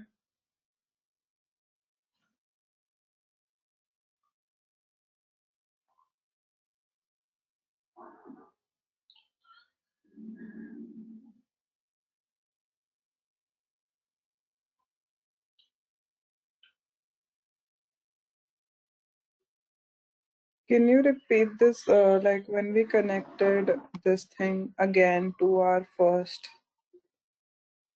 example? Okay, so see, this one is built on the first example, right? So let me now, okay, wait. So to help that, can someone else recap? So can someone else recap? Okay, Khushbu, if you see, we have calculated the total variable cost in the first case. It is 100%, so it is showing 15,000 variable cost. In the other one, it is showing 50,000. Okay. Now with the number of cards that are increasing from 50 to 200. Rajiv, can you please open the summary so that it will be better? Yeah. All right. Now you compare with that 50,000. Now if we are insourcing, means 75% is that the 31,501 rupees it is showing. That is lesser number than 50,000. So what Rajiv would like to indicate from here is that when your number of cards are increasing, say shipments are increasing from 50 to 200, then we must think about blending the combination. Okay. Okay. From moving from 100% outsourced to Yes. 25%. Yeah, 25%. Yeah. Okay. Thank you. Thank you, Nalan. Okay. Thank you, Nalin. That was cool. Spot on. And let me add, I think you already picked it up, but let me reiterate. These numbers, these scenarios are basis these inputs. Sounds good? And these inputs, where will you get this? You will build a budget. You will actually take what the fuel cost is, what the labor cost is, and accordingly build it, right? An input here, and this further gets fed into the scenario engine, and then you can start making comparisons. And that's where the analysis starts, which will lead you to a decision, what to do at what level. Nalin, sorry. Yeah, go ahead. Okay. Particularly in this case, since 75% we are talking about the in-source, I think that impact is coming just because we have removed the vehicle cost. Right. Exactly. So let's plug in the vehicle cost. Yes. Rental 30K, fair enough. Yeah. Maybe if you have 2 vehicles. Now let's see. It has not changed. Yeah, we'll change it. We'll change it. To run it every time, 1 second. Achha, okay. Yeah. We'll change it. Okay.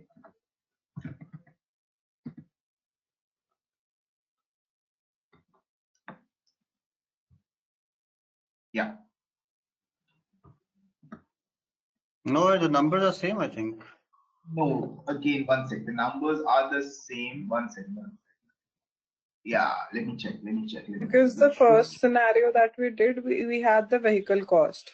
This one had the vehicle cost. We removed it in the second one. This one has the vehicle cost. Yeah, this one doesn't have the vehicle cost.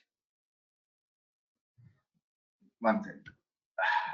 Okay, this one has the vehicle cost, right? Doesn't. This one has. Scenario 4 doesn't.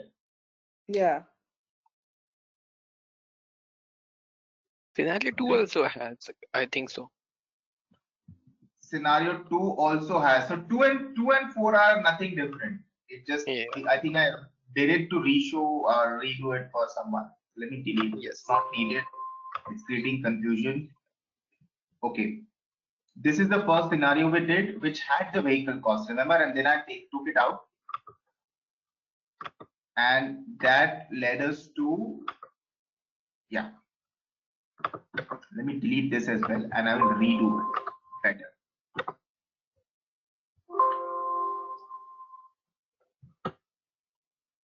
Okay.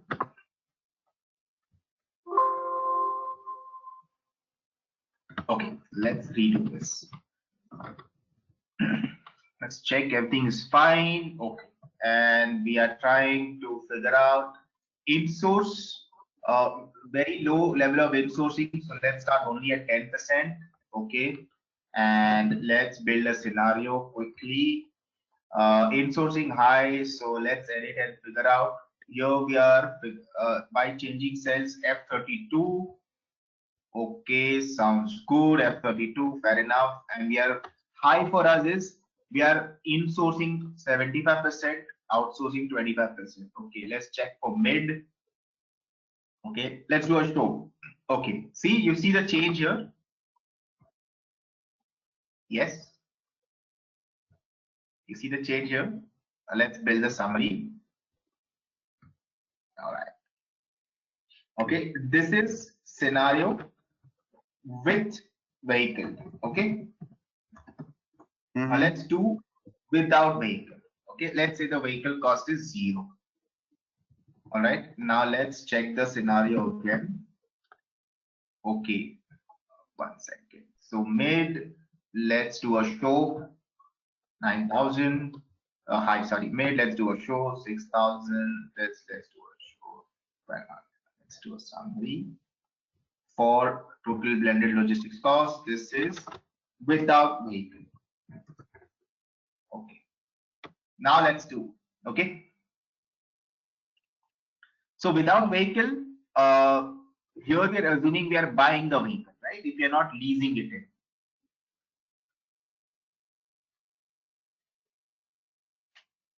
Okay, and here we are assuming we're leasing it. Now we see the difference.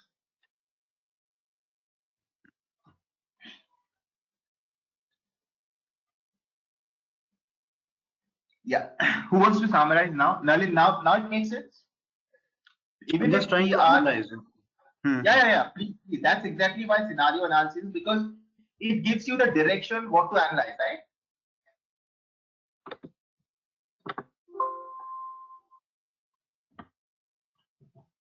Okay, this is with vehicle. This is the raw data.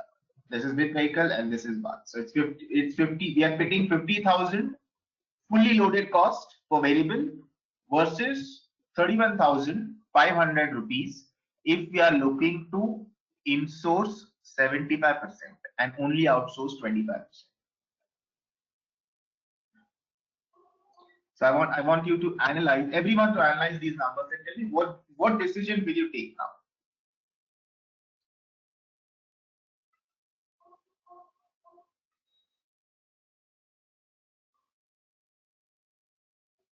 Now, surely it makes sense if we insource it. Insource it, right? Yes. Insource it if you are getting, if you are confident that you will exceed volumes or touch close to 200, right? Or in terms of volumes, Yeah. right? If you say volumes will only be at 50, then it changes. Then I think outsourcing is a better option. Exactly. And also look at when the volumes have increased, your variable cost will also come down, right? Because that is this data, you will get it slab wise from the vendor, correct? Yes. That's how you input this data and then compare.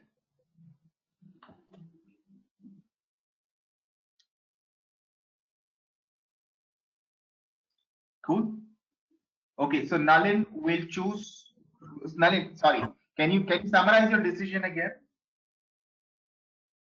Okay, I would like to go for insource in case my volumes are going up to 200, and if the number of cards are around 50, I would choose to go for the outsource only. Awesome. Okay, Khushbu, you want to summarize your decision? I'm trying to decide between, because with vehicle and without vehicle, like where do we take that into consideration? What if I want to go without vehicle? I purchase it, then my cost decrease with the blend rather than insourcing totally. Okay, so then you will have to build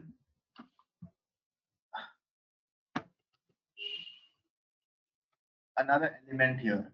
I'll tell you what element is that. Okay, your fixed cost will go up, right? Yeah. Your fixed cost will go up, right? Because you'll start buying vehicles. Your capex, this is nothing but capex, right? Fixed cost is nothing but capex, right? So it's not that the cost is not there. It is that how do you treat that cost? Yeah. Are you paying it to the vendor or are you leasing it? Or are you absorbing it on your balance sheet? But if I purchase it, it will be an asset, right? It will be an asset, so it will bloat your fixed cost. Yeah. Say easily 700, say 7 lakh rupees. It'll easily bloat it.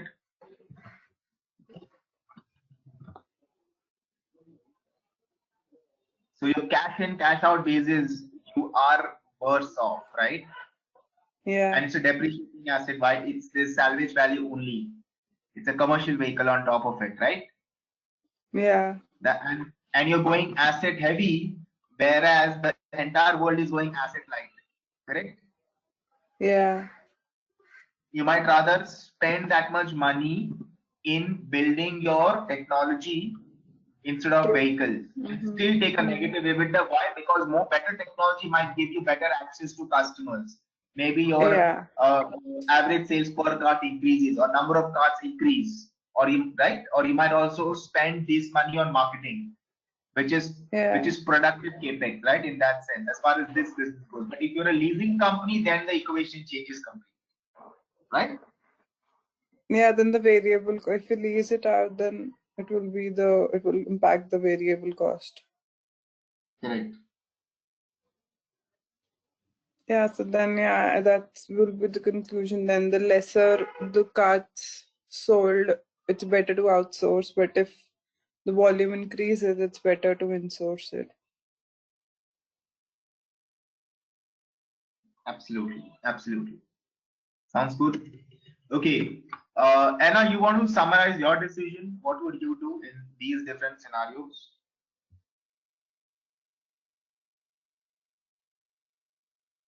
Rajiv, actually, I was going to ask you to repeat a little bit. I'm not able to conclude how are people saying that as the number of cards is increasing, we can decide whether to insource or outsource. Okay. Yeah, Uh, just okay, no worries, no worries, no worries. Diksha, do you have a summary of your decision?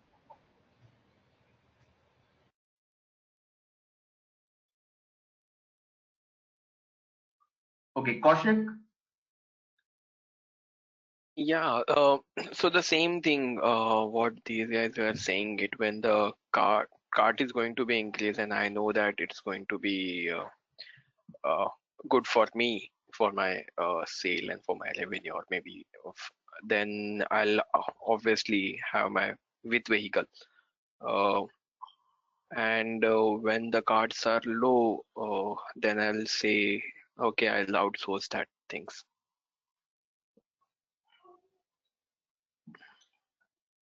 Okay, so it's a function of volumes, right? Yeah, and the same thing, if we are earning, means I'm earning a lot and I know that I'm just wasting the money on outsourcing it, then why should not I buy it? Then it will be easy for me when it's growing always. Cool, cool. Okay, let's have one more decision, and then I'll recap my decision. Okay. Hanal, you're saying something. Can I share some experience with you on this? Please, go for it. Okay, it happened to be in my last assignment. I was taking care of the sales as well. So this dispatch system was also under me. So we used to have 6 trucks with us, Daimler big trucks, and we used to use other vendors also. So we started making some make and ship arrangements. Let's see how it goes with in-source and outsource. So similar situation, right? Similar situation. Yes. We found out that we can buy a truck. Okay, we can buy a truck that is giving us more saving on the papers, right? You can see the saving in front of the Excel.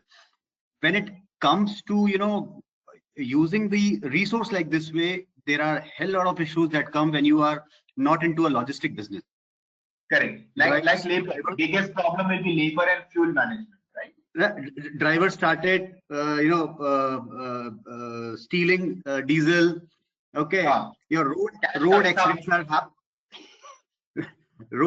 happening. Your truck is bonded, you have to get it out. Sometimes your pollution and all those, it is a hell lot of a pain, when it comes to a practically put it on the system.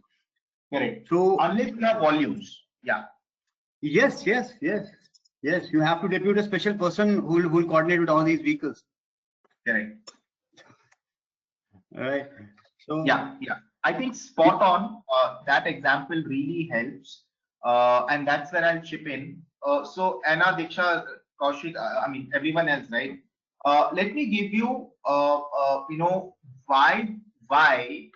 why has Flipkart, okay, and Amazon insourced everything? They have insourced it, right? My God, what is happening to me today? Okay, insourced everything. Okay, you never see a Flipkart parcel or an Amazon parcel delivered by delivery or ecom express these. Am I right? Everyone agrees with me there? yes. Yes. Purely because of high volumes. And what I mean by high volumes, by high volumes, I mean this line item. Number of cards are very, very high that they sell, because with number of cards that sell, okay, which is very high, you need a logistics, you need a logistics division, or I would use the word a logistics function, which is cost effective and real time. Cost effective relative to outsourcing. We have these many volumes, it is better to build an in-house function, and it has to be real time, which means even at 2 a.m. in the night, your logistics function is working, because you will be able to run 3 shifts. If you're outsourcing it, you are subject to what the vendor slab or the RFQ will say. Vendor says, if you need a 2 a.m. delivery, there will be a surcharge. Yeah, Nalin, typically that's what happens when you do an outsourced a contract. Yes. Right? Hence, but for Flipkart and Amazon, I'm more of an Amazon person. You can track your packaging and shipping or shipment, right? Real time. That's the advantages it gives you. Now, but to make this happen and to fix the what challenges occur when you in-source? As Nalin pointed out, managing labor, managing fuel, and overheads. By overheads, I mean overheads of the division. By overheads, I mean insurance, maintenance, repair, and overhaul continuously, like truck breakdown or something conveyor belt is not working. Something will happen. The overheads are a lot. Plus, in India, there is a lot of slippages due to handling of cash by the logistics division. The logistics division handles a lot of cash. Okay, so a lot of slippages happen there. That is your invisible costs in of doing the business. Now, to overcome all of these, that is the reason Amazon and Flipkart said our in-house logistics will be a separate entity by itself. It's a separate company by itself, which should be profitable standalone. Okay, sounds good. So it's managed as a logistics company by itself. So the person, the people who will be driving that division will come from a logistics background, a logistics tech background. Okay, will come from a warehousing background and try to minimize the slippages, reduce overheads, manage fuel better, hire the right kind of labor to work. Okay, sounds good. So far so good. Everyone making sense? So you have to match financial model with the business strategy and the business model. If these two are not talking to each other, I'm sorry, you're just doing garbage in, garbage out on the Excel. Okay, it's mindless number crunching with no perspective in place. Okay, now I come to answer what Anna has having Anna's confusion, right? May not be confusion, but maybe she needs more clarity.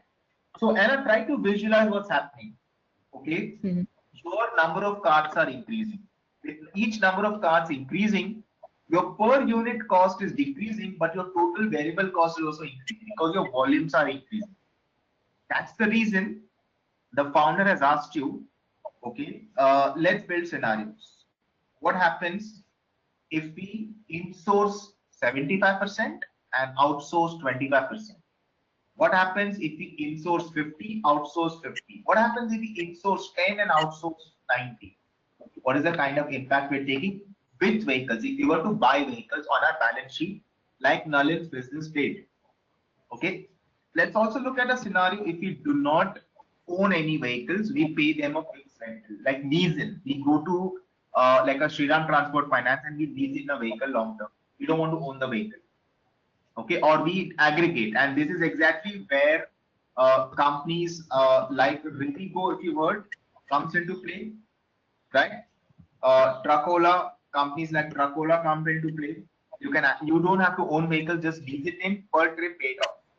Don't take balance sheet risks. So you try to visualize scenarios with vehicles, without vehicles, and arrive at a monthly cost. And then compare.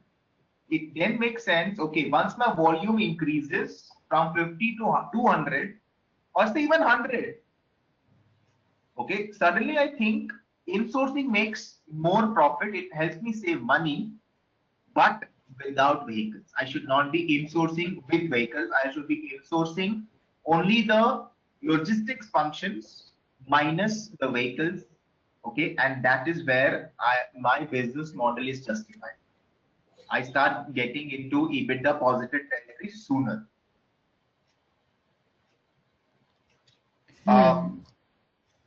Anna, does that give you a better picture of what we're trying to do? Yeah, it does. But one more question, like on papers, as we said, like both these scenarios, as we are like as the in-source percentage goes low, the costs are also going low, right? Yes. So let me pull up that sheet. Okay. Yeah. Like in this one, so 75, 50, 10, and the resulting cell 9,000, 6,000, and 1,200. So on papers, it looks as if my cost will go low, as in like if I outsource more of these expenses. Yeah. So when you're outsourcing 90%, agreed, makes sense. But that's when you're not factoring in the volumes here, right? Right. So once you factor the volumes here from this tab, then you start comparing, right? What makes more sense? Okay. Okay, so there are three parts to this.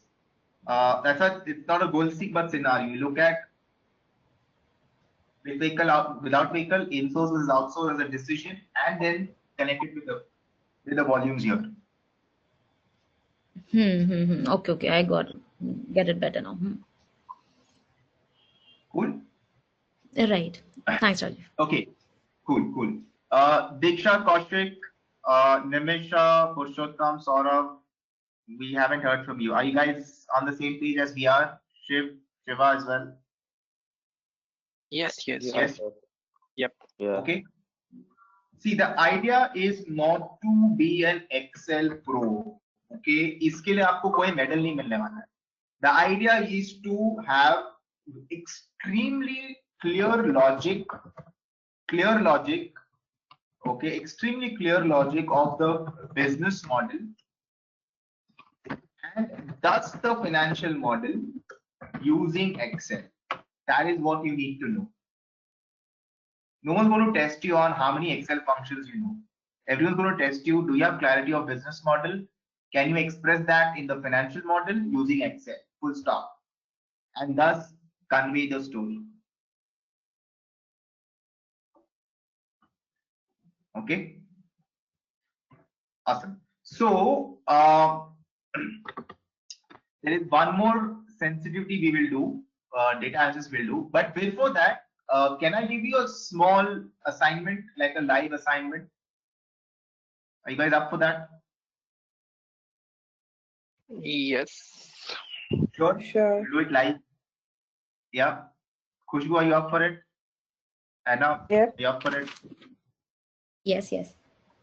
Okay. Nalin? Yes, sir. Okay, done. So what we'll do is I'll type the problem statement on a new sheet. Okay.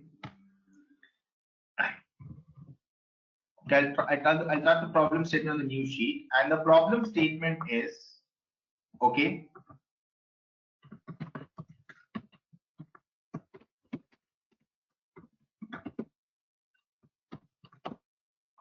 that's it. Uber, Ola versus your own vehicle. That's a problem statement. Which one should you opt in for commuting? Okay, I'm not talking weekend drives, but commuting. Okay, can you guys build a scenario? And of course, you'll have to think through the variables like this. These are variables into the scenario. And then can you guys let me know what will you do and why? I'll allow you to, I mean, everyone can screen share. So we'll do that. Okay, sounds good? We have to build the scenario ourselves completely. Yeah. On the Excel. That's how you'll practice, right? That's how you'll figure out. Are you still up for that assignment? Yeah. Yeah. Okay. So, yeah, sounds good. Any doubts, questions? How much time do you need, everyone? 15 minutes for you to quickly think through the variables and build a scenario, and then we'll go to data sensitivity after that.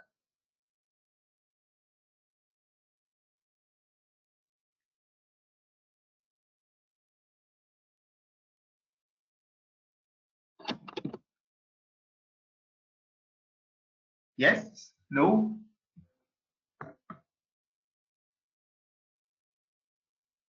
Yeah, 15 minutes works for now. Okay. We'll ask for more if you need it. Okay, ठीक है. So start working, and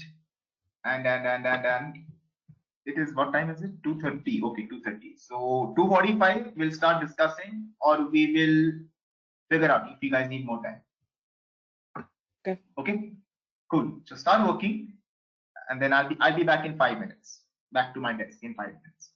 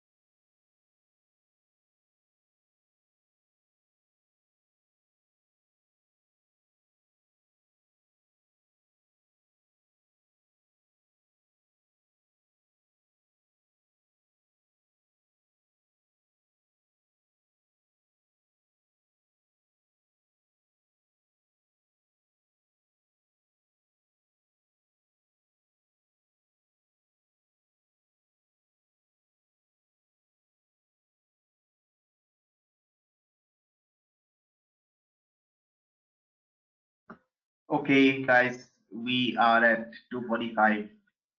Do we have some solution? Anyone? Need more time? Yes, need more time. Come on, come on, come on. Okay. Uh, let's take a restock at 5 minutes. Okay.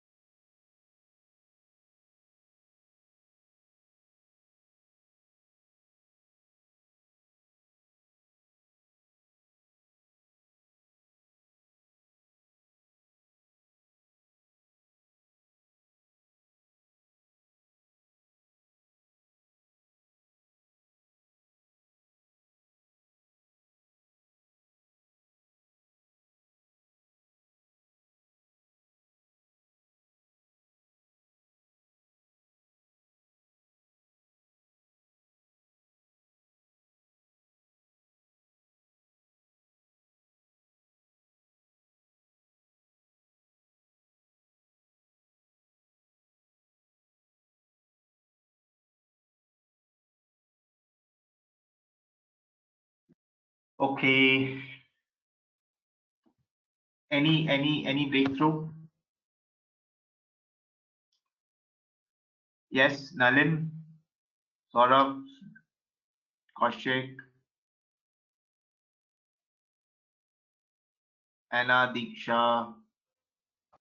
Uh, I haven't like seen it. I was just doing like car for own vehicle, how it has to be done. Uh, I'll just tell you how the things has been gone for my. If the car is for 7 lakh, okay. I'm making my own car, okay. Just hypothetical example, and the down payment is like 2 lakh, and I've taken the loan for 5 lakh at the interest rate of around 9% for 5 years. So it will cost me around 1.23, okay, for 5 lakhs for the interest. So total cost of my car becomes 8.23. Okay. Okay.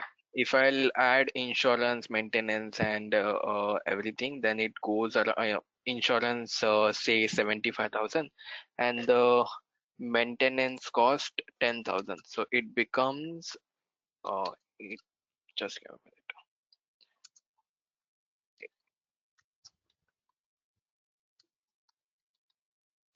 So it becomes 8 lakh 50, around 9 lakhs more.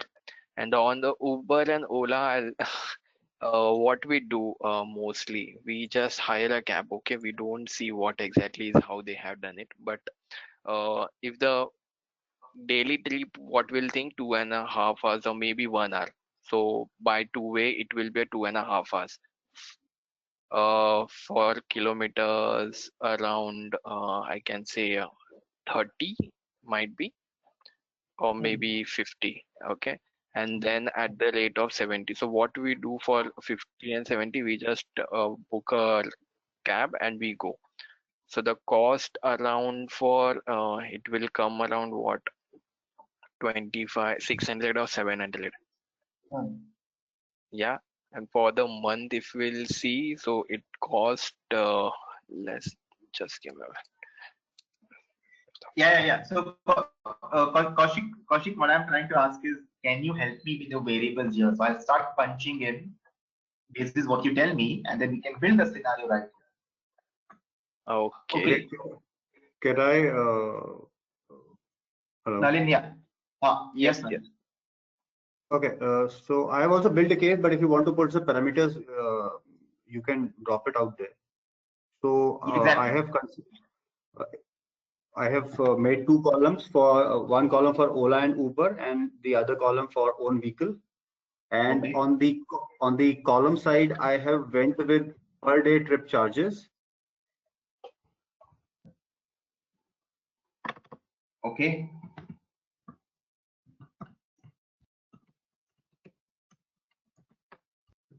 Okay. Then I have considered a frequency of 44 trips a month, because that's 22 days and come back and forth. So that makes 44 trips Okay. per month, trips per month. Okay. Trips one. Okay. Fair enough. Fair enough. Yeah. I have considered fuel. Huh. I have considered EMI. Okay. I have considered insurance.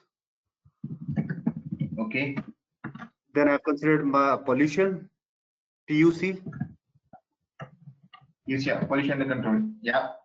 And then I have considered maintenance. That's the yearly maintenance when the vehicle goes for around 10,000 kilometers. We have to go for the servicing. Okay.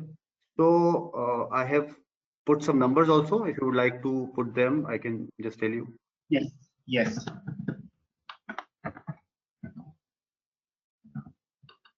Huh. Okay. If I take a Ola and Uber, it is costing me around 200 rupees per trip. Okay. 1 second.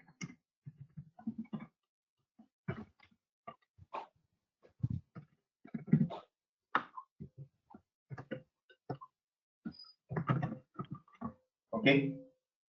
Okay. How many days? 30 I have days. considered 22 days. Okay, how do you arrive at 22 days? I've taken 5 day, 5 or 6 day working as per what my it's Saturday Sunday off and 30 days working total month 30 days a month and 8 days Saturday Sunday off, so we around minus 8 days, so that comes out 22 days. Okay. Frequency I've taken 2 times back and forth, so 44 trips will be there. So 44 into 800 will be the monthly trip charges. So you can introduce one column if you want to. Monthly trip charges.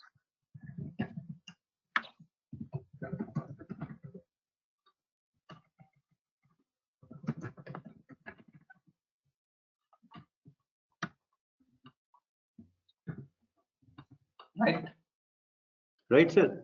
I think it's going now. You are multiplying. You just have to multiply 44 into 200. 44 into 200. No. Yes. Okay. This is what exactly goes with the Ola and Uber. Now with own car, I have plotted 6,000 rupees of fuel. Insurance monthly. I'm talking about EMI of 10,000. Okay. Insurance 1,000. Okay. PUC 17 rupees you can consider. Okay. And maintenance of 416 rupees per month. 5,000 साल का लग जाता है तो 400 रुपए के आसपास में. Yeah. Okay. This should come around 17,433 if you total it out. And this is a fixed cost for the per month, correct? Because anyhow it's going to be, yep. Yes. If you talk about fuel, only the EMI is going to be the EMI, insurance, PUC, and maintenance will be the fixed cost. Fuel, because if you'll not travel, there will be no fuel expenses. Okay. So right. That's where it stands. Yes. Correct. Skip what happens.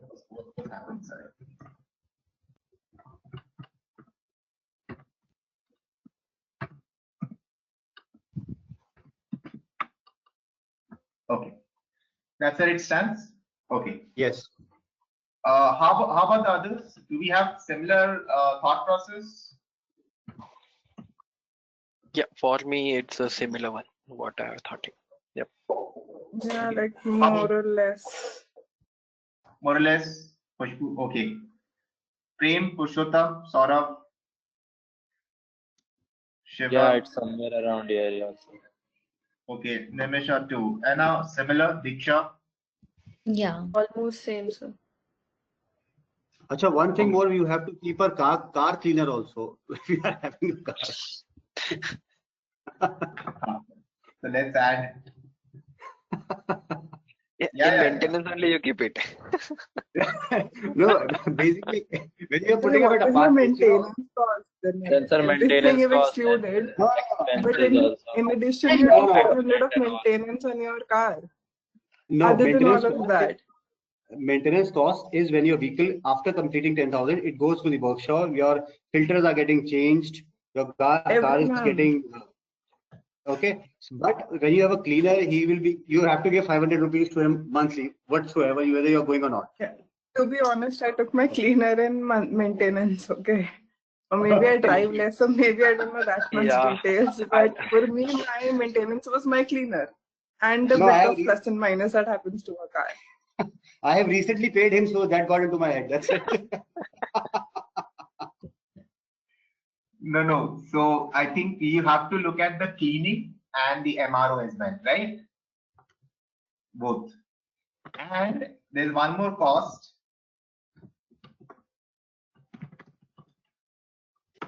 Parking charges. Yeah. If you will add this one, this will become non-viable for a person to buy a car, Correct. So why buy a car? Because in the society also, when you take a slot for the parking, they charge money for it. Yes.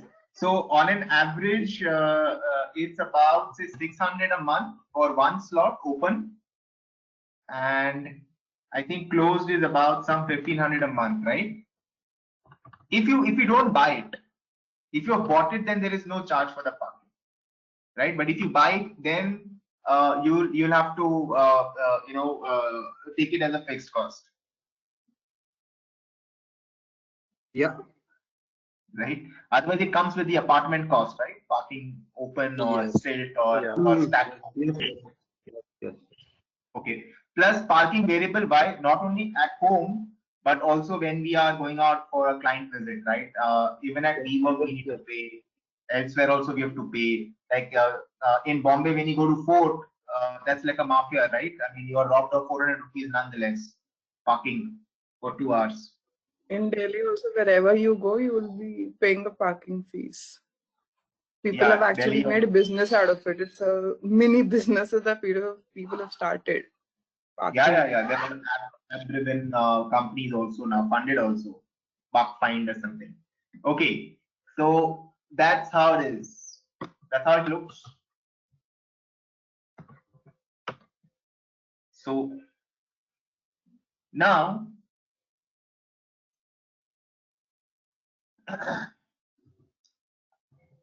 okay, I think my view is per trip cost is a little underrated because we have not factored in the search pricing.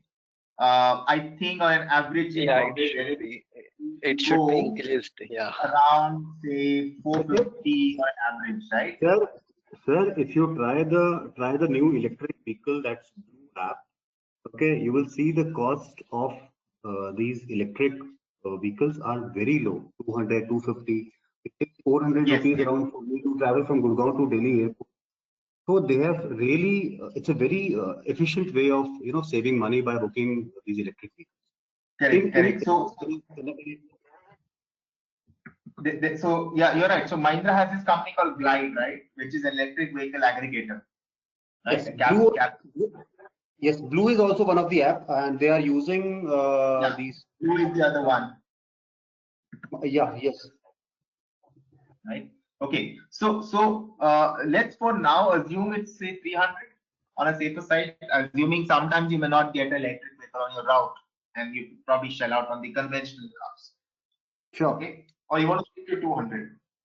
And even there are shared trips, so it goes till 300 only because you only don't buy a full car for your own self, mostly for the cab.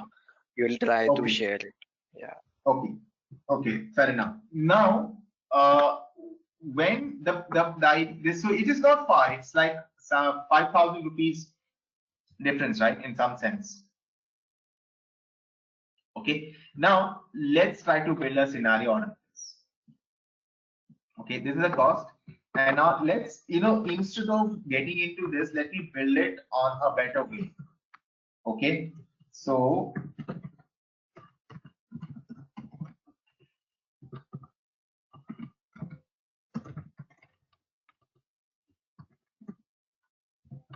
all right.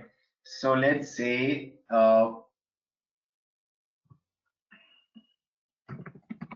trips. Let's come to per day. Per day trip, you'll take 2. All right, on an average. Okay. Maybe say 4. I think 2 is good. Sorry, 2. Okay, this stays as it is. We will take the per trip cost. Okay, which we will link it here, 300, let's say. Okay, and what comes is your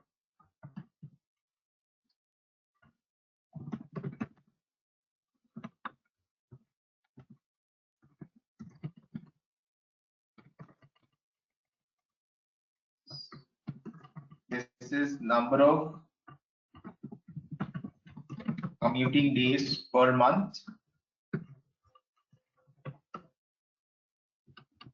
all right, which is 22, okay, which means your monthly trip cost 22 into 300 into 2 trips a day. All right, so far so good. But then we have to still arrive at the other part. Okay, for the own car. Now, own car is number of trip days the same, commuting days is also the same. Maybe number of trips you'll do a little more.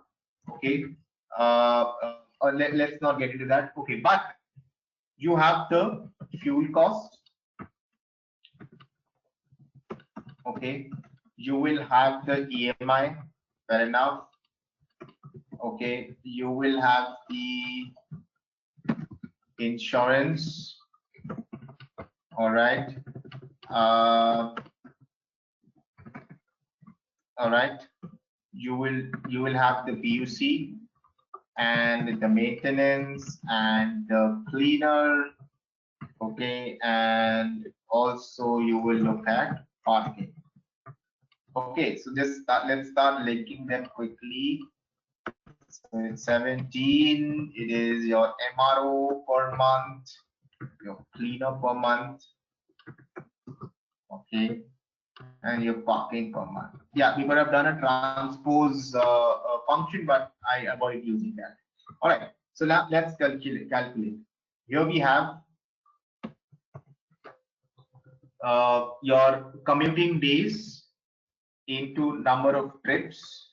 Will that matter here? No. No. Right? It won't matter here. So instead, now let me cleanse the table a little bit here. So it's all looks a little better, and we know where we are heading.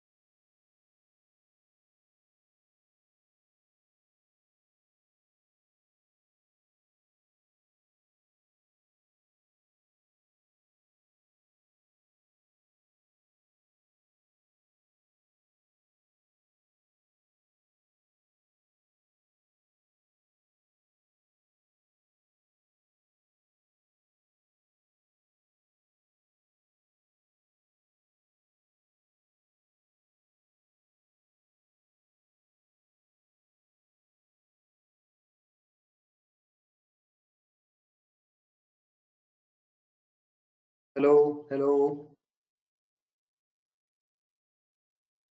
hello. Yeah, we've lost Rajiv's voice. Okay, Khushbu, at least okay.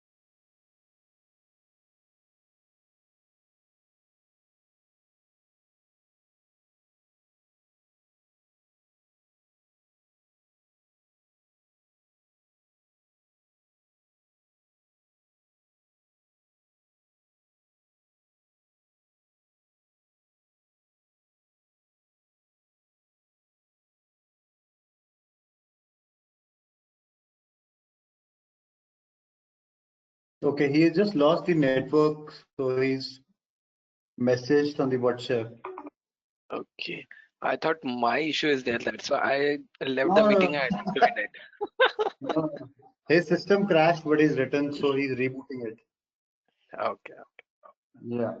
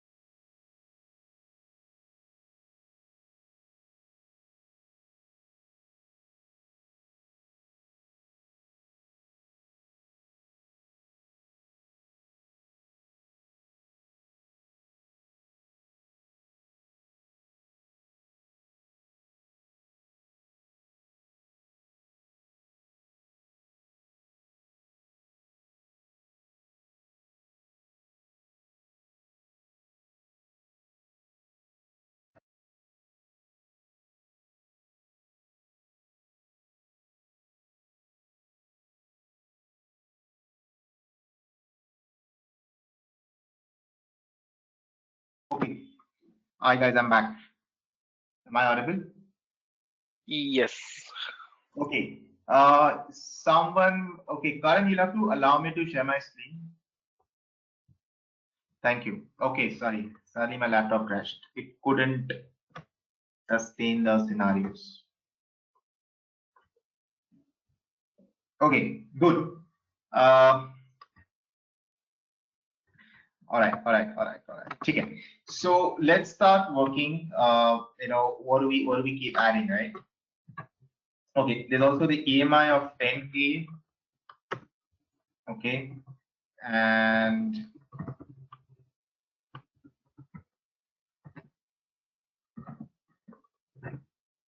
boom. All right. Let's start adding all these up.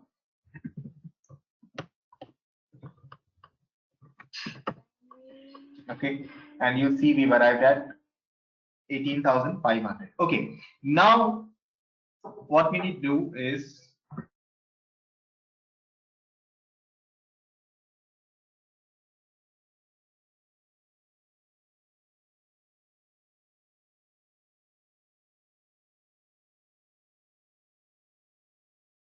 Hello, Rajiv. Hello. We lost him again. Yeah, something happened again.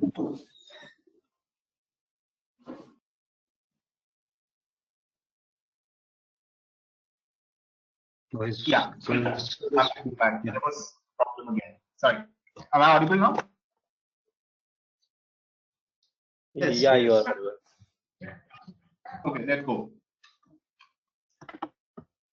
Now, so it's always first things from the Excel hygiene perspective. Always build a vertical data flow. There's a vertical data flow, right? It helps you. It helps you to compare, visually much better than a horizontal data flow. Okay, always do vertical data flow. All right.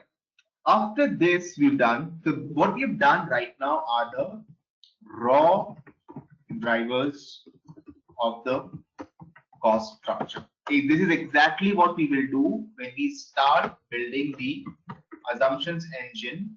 Okay, for a assumptions engine of a financial model. Exactly the same thing we'll do. Okay, identify the raw drivers. Now let's get into the scenario analysis. So scenarios means probabilities, percentages. Okay, so now let's rebuild the engine. What we're trying to do, see, I'm also inserting some bit of financial modeling. Okay, rebuild the engine. Okay, for a scenario. Let's build the engine for a scenario. Okay, based on the raw drivers. Right. Let's go. So basically, to help you recap, this was the engine that we built. This was the engine that we built. Okay, that's called the engine for scenario. Let's build the same thing for Ola versus own car. Okay, so what is needed? One is own car. Okay, own car cost. Okay, and cap cost.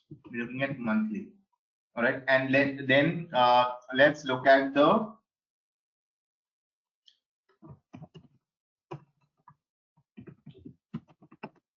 own car percentage of days and cap percentage of the days.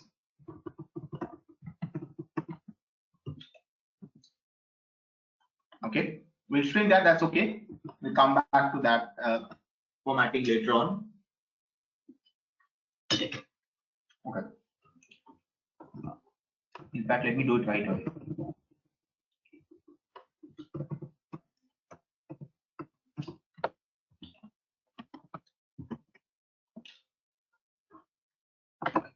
Now, what is the own car cost monthly? 13,200. Cap cost is 18,750. Okay, and let's say you want to own a car. So probability is no, it is Rajiv, it is you've the taken reverse. it the other way around. Oh, my bad. Sorry, my bad. Own car. My bad. Thank you. Own car is 17,000 and the cap cost is 30,000. So all this data flows into each other. And let's say the own car probability, you're really considering buying a car.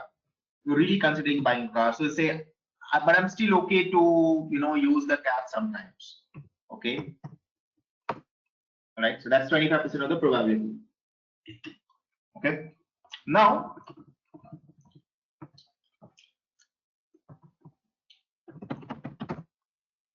blended monthly commuting costs. What is it? Okay. It is, say, 75% of the times, okay, you will use your own car, plus in the same month, 25% of the times you will use your caps. So on a blended basis, your commute cost should be something like this. Sounds good? On a weighted average.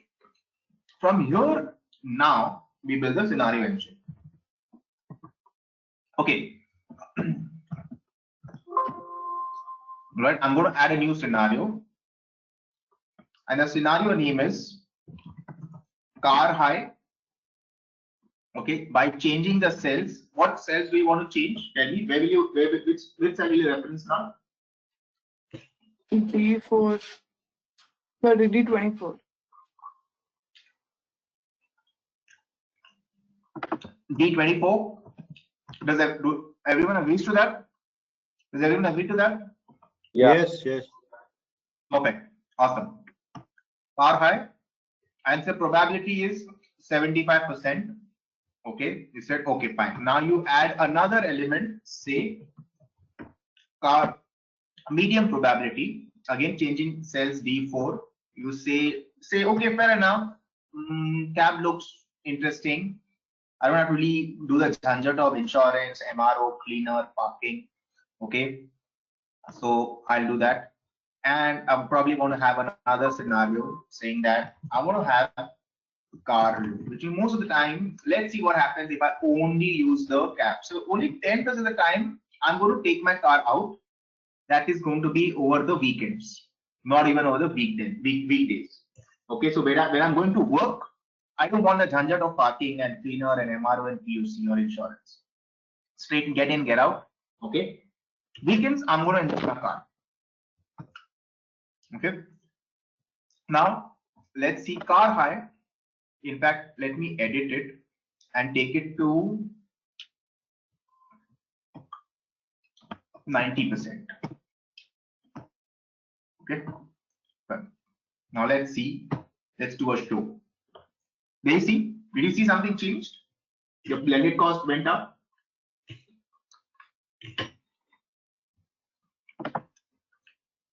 Car mid, click on show. Okay. If I do a 50-50, 15,000. And you say if I only use my car over the weekend, work time, no judgment of parking, just a cab. Even if it's a search price, it's 13,000. All right. And let me see a summary now. Okay. All right. All right. Now the scenarios are out.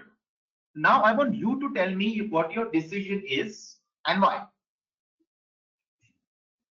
Rajiv, there is one, though it makes sense if you are not using your car and just using it at the weekends. But Okay. there is one implication or one thing I would like to, just have a discussion over it. Look, if you're using your car or you're not using your car, okay, you have to pay the EMIs. And the major portion of your expense, if you take it 17,000 or 18,000, 10,000 is the EMI, right? That cannot be avoided. If you are using for 1 day or 2 day or whatever, you have to pay the EMI. Correct. Right. So can we build a subset to it that we are putting some fixed cost or somewhere we are engaging the expenses in a different other way to see it, right? We can do it, and we'll do it when we do the sensitivity analysis. So based on these two, then do the sensitivity analysis. Okay. As of now, it seems the less you are using your car, you are Say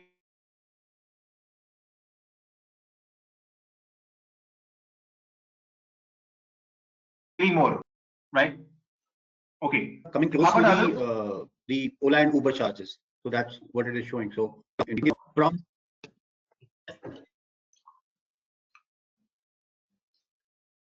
Okay. That was Nalin's decision.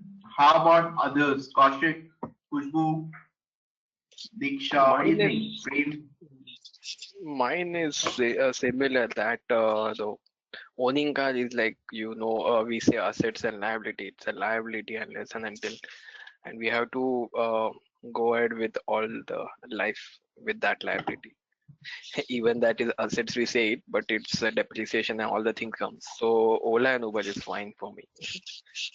It's good and they are saving the cost also. But then what happens when the neighbor buys a larger car and you're like, oh shit, have I not arrived in life? It's okay. I have I have ample of money in my bank account, so I can. Exactly. You go and buy a US passport, say, throw it at him. Boom, I have arrived. I saved all So the money. yeah, Okay. you cannot have your decision on others. It's good that you should have for your own. Sounds good. Sounds good. Okay. Yeah. Let's hear from others. Khushbu, what do you think? Nimisha, Purushottam? Yeah, like looking at the numbers, it should definitely be like low percentage of car usage. But if I, in general, if I just not look at the financial numbers, there's other things involved as well where I'll prefer taking my car rather than booking a ride. Like the comfort level, the convenience of booking a ride over having a car parked right in front of your home and just taking it out and driving. And then sharing a cab to reduce the cost is I'll any day prefer to drive my own car by myself. So I don't know if in business these things will be considered or not. So obviously financial wise it will be car low, but as me as a person, I'll always prefer taking my car rather than booking a ride. More no, like actually, I prefer taking my car more than Uber or Ola. in the situation of Corona, I think everyone would prefer to go by his own car. Yeah, true. So, As I said, I don't know about the business side of it, if a business will think about these factors or not, qualitative factors. Are there invisible costs? Yes. Right? Let's say the invisibles are 15K.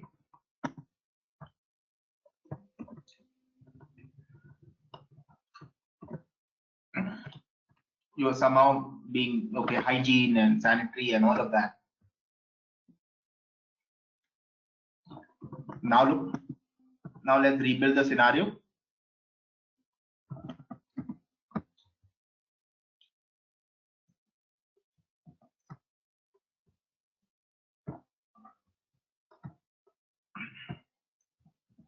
It's pretty high, right?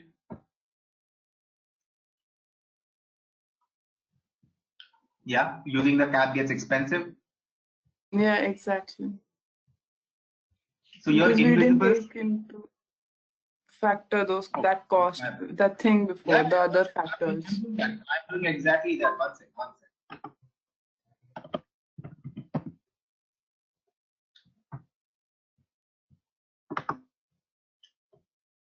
Okay. Now compare the two. This is with invisibles. Invisibles includes comfort, personal time, hygiene, and all of it. Okay. So it's with invisible costs. Now, if you use the car more, it's better, right? It's better. Correct. So you have to do that. Now that brings us to the next part of financial analytics. You have to figure out scenarios basis different inputs. This is an input, right? So again, the engine. It all boils down to assumptions. What assumptions, are you modeling for? What assumptions are you modeling? Simple. Okay. All right. Now, Anna, you want to respond? Yeah, so I did not take the qualitative factors as invisible cost. So what I did was I considered things like fuel, distance, days, and mileage of my car. And for the Uber, I considered fuel, distance, days, and fare at say 10 rupees per kilometers. So kind of a model that I built. So if I consider distance to be 50 kilometer per day in a 20-day month, my costs for the own car is pretty high as compared to the Ola. But as I increase the distance to 100, 200, what I am seeing is the costs are eventually becoming equal. And when the distance is too high, the own car is actually cheaper than the Uber Ola. So it is similar to what we did earlier. It's what's happening in my model. Very cool, Anna. I love your point because you have broken down the driver of fuel. It is a function of kilometers, which is nothing but volume in this case, similar to our e-commerce example. Yeah. The more the volume, the more you travel, probably the car becomes cheaper because the Ola or Uber might one may not be available, and if it is, supply will be low, and if the supply is low, your pricing for that incremental kilometers will be high, right? Right. Yeah. That's how Uber's algorithm has been designed, right? Right. Awesome. Again, you hit the nail on its head by looking at kilometers. Yes. Right? Just one sec, guys. Just one sec.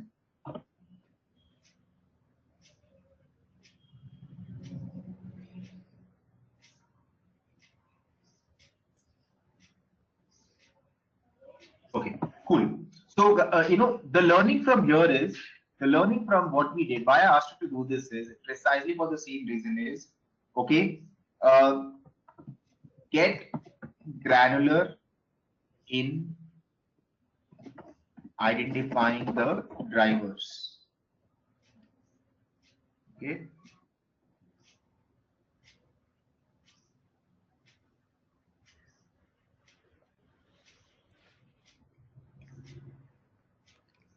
Okay, so you got to get very granular in identifying the drivers. Exactly what Anna did. Kilometers, distance. What is the average? What is the mileage? Because for kilometers, for computing fuel, you also need what mileage are we talking about, right? And it also comes down to fuel type, correct? Which is CNG versus electric versus diesel versus petrol, right? And your mileage will depend on that.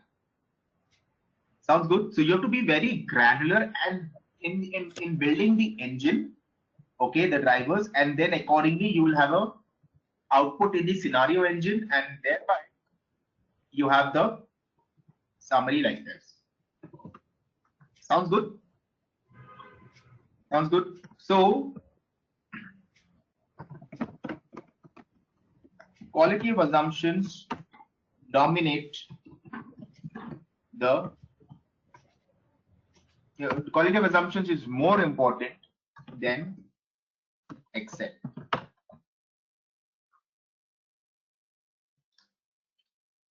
Okay. So far so good, everyone? Yes. Yeah. All right. Yes. Perfect. Okay. Now what we do is we will go into another kind of sensitivity analysis or what if analysis. It's called a sensitivity table. Okay, it's called a sensitivity table. Okay, so let me build one sensitivity table for all of you using the same data set, this exact data set. Okay, but I will go a little granular now. I will try to quantify basis. I'll build on what Anna said. Okay, I'll build on what Anna said, and now I'm going to say kilometers. Say daily I want to commute 50 kilometers. Okay, the mileage that my car. So Anna, pick a number. What mileage should a car give? I used 11. 11. Okay, so 11 Yeah. kilometers per liter. Okay, and how much of fuel quantity does it give you then accordingly? How much fuel do you need? That is 50 by 11, right? You need about 4.5 Yeah. liters. Okay, Mhm. and now you need the, what is the fuel type that you've considered? Petrol. Okay, Petrol. that's Yeah. petrol. Okay, Yeah. now petrol in terms of per liter, how much do you want to take? 89? Yeah. 89. Okay. Accordingly, what's your fuel cost now? Tell me. So it will be fuel quantity into price. 4.5 into 89.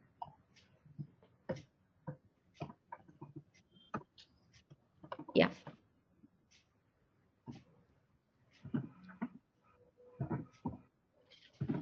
Let's round it off Mhm. to 1 decimal.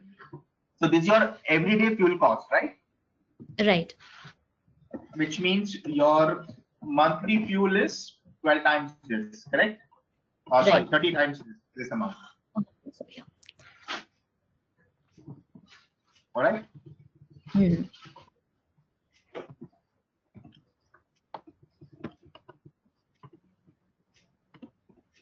So you're spending about 12,000 bucks on the fuel versus what we had budgeted 6,000, which means now your scenario drastically changes. But you know what? You can change it. So what you can do is you can link it here, right? So you build a granular engine. On that granular engine, you again rebuild the cost.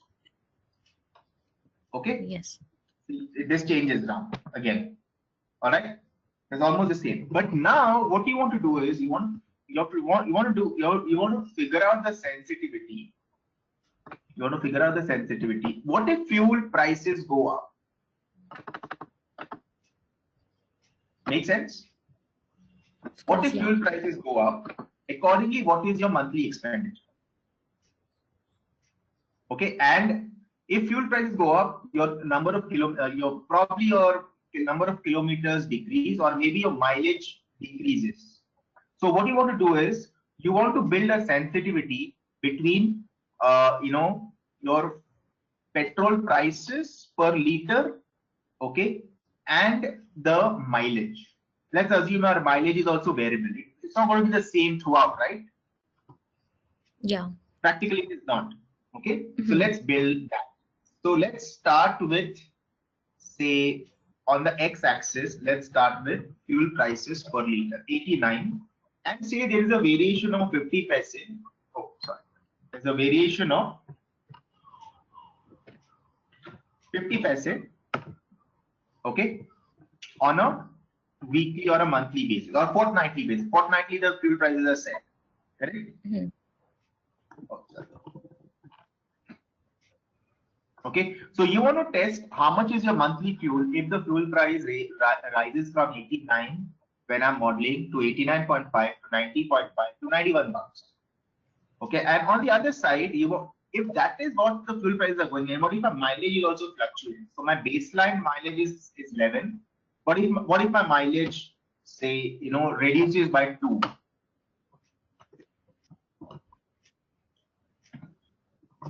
Okay. All right. Yeah. So may not be 2. 2 is too much. Let's say 1. Okay. Worst case, thick average Delhi traffic or Bombay traffic, or even Bangalore traffic on Brigade Road might give you 4. Okay. Delhi, maybe Nehru Place would give you Connaught Place area 4. Okay, those kind of places. Okay. Now you want to test it. What are you testing this for? Monthly fuel bill? Yes. So you link it here. Okay. And now you select your entire data table. Okay. All right. And what is the input cell?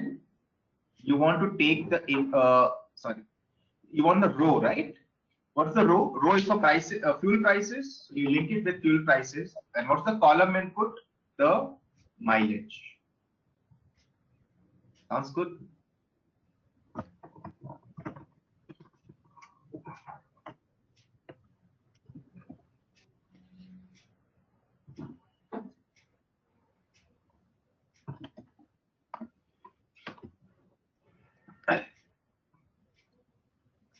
Okay. Okay. So at 89 rupees a liter for 11 rupees for mileage of 11, you got 12,136 as your fuel bill.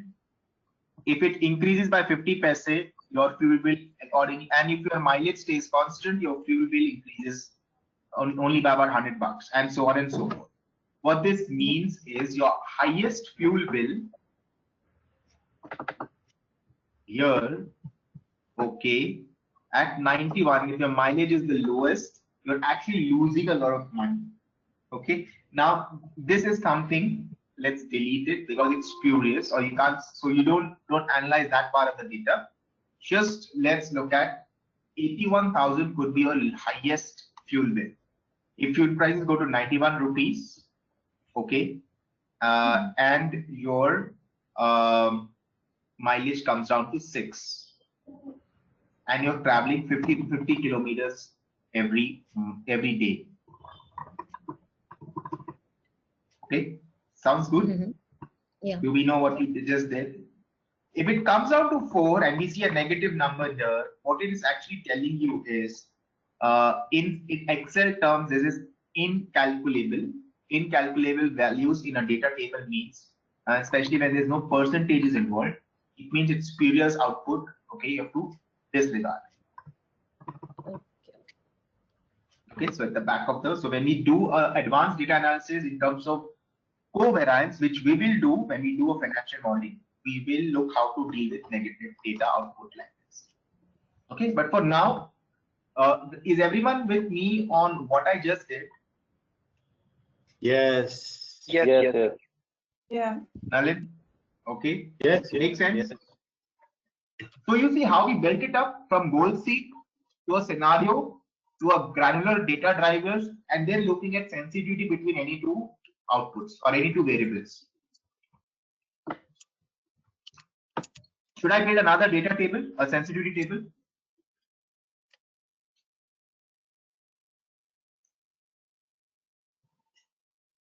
Yes, no? Will that be helpful? Yes. We have done this portion yesterday also. What if analysis? Oh.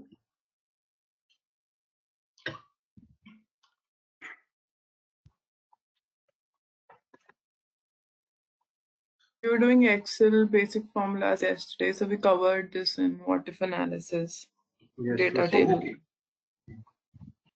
Okay. I thought because you had an accounts lecture, right? No? Yesterday was a bit of Excel. Accounts was done till previous week. Okay. Fair enough, because I was only continuing from where we left, and No, that is actually right. that is perfectly fine. I think you did the thing best. Okay. Nothing was repeated. It's just the data table. The rest we didn't do yesterday. Yeah, It was the just rest the we have. data table of what if analysis that we did yesterday. Okay. ठीक है.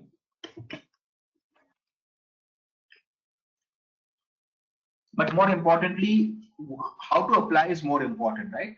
And then based on this, you can rebuild your scenario. Should you still be owning a car or should you be owning a cab? Because I think your fuel, you can now test for different fuel bills. Right? Like say, okay, what if fuel prices go to 91 or say 90 and my mileage is 10? Now let me figure out. And then accordingly, I'll throw this out. I'll build a scenario again.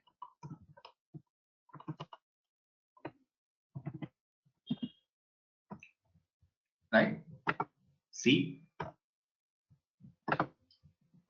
Yeah. So interlinking all of these engines are more important. Is also important. Sounds good. And that's actually the base to financial modeling.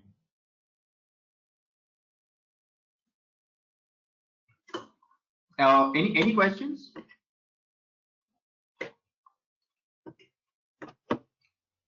No.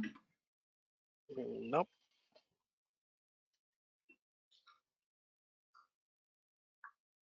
Okay. Okay. Sounds good. Sounds good. Okay. So we'll have 10 minutes until we close the session. As far as macros go, okay, as far as the other functions go, so macros we'll cover when I do financial modeling. No point doing it here because there'll be no relevance. A bit of data analysis like covariance and all, regression, we'll do it when we do cost of capital in the financial modeling. We'll use those data analysis tables.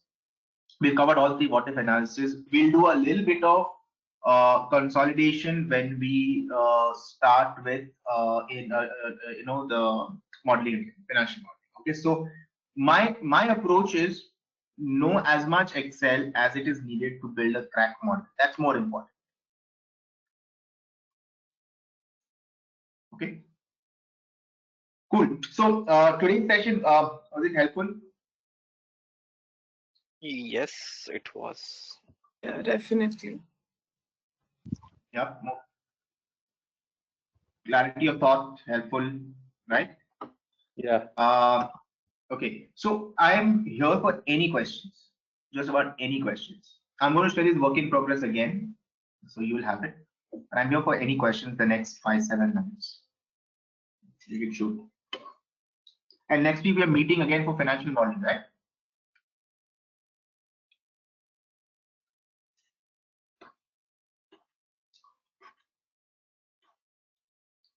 So we'll do an e-commerce financial modeling. Is that okay? Modeling for an e-commerce company. Yeah. More relevant. Okay. Cool. Any questions? Have you guys been reading what all the resources which I shared with you on day one and all?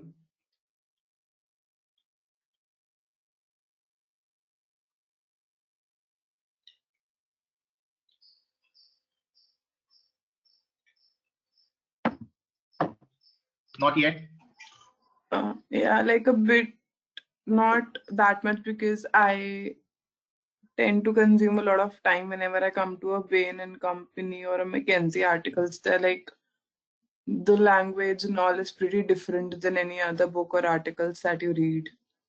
So I tend to take a lot, and they're usually pretty long.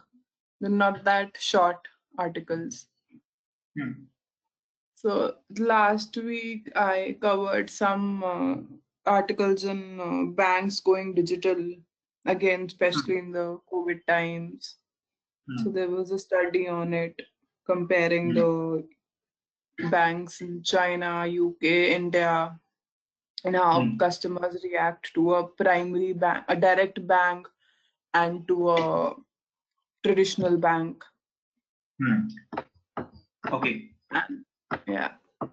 So on that, if anyone's keen on future of finance, look up Brett King. Okay.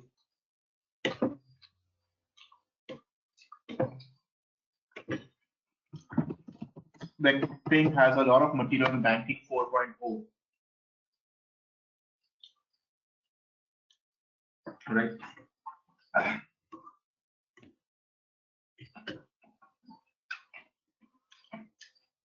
Okay, how about the others? Nalin, have you been reading?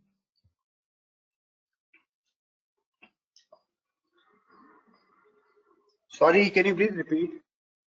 Have you been reading? Not mostly. Not mostly. Okay. Yeah, but I will start certainly. You should start as early because yeah. Purushottam, Yes. have you started reading something? Saurabh? So there is one thing which I would like to, have a conversation if there is some time needed, because now since the automotive industry and since I belong to the automotive industry, The migration from BS4 to BS6, the transition is almost done. Okay, the industry is looking good, in a good shape as of now after the seasons. Now it's time that a leap towards the electric is what we can see in the space. So the major players are, going into their R&Ds with the electric vehicle. I don't know how much it is possible without having the battery system in India. And this is something which is going to change in next 10 years, which anticipated by 2030. Right. Okay. So how do you see it? Like, because you also might be having relation or discussions over the forums on electric. How do you see it? How do you see the space? So here's the thing, right? One second. Let me pull up.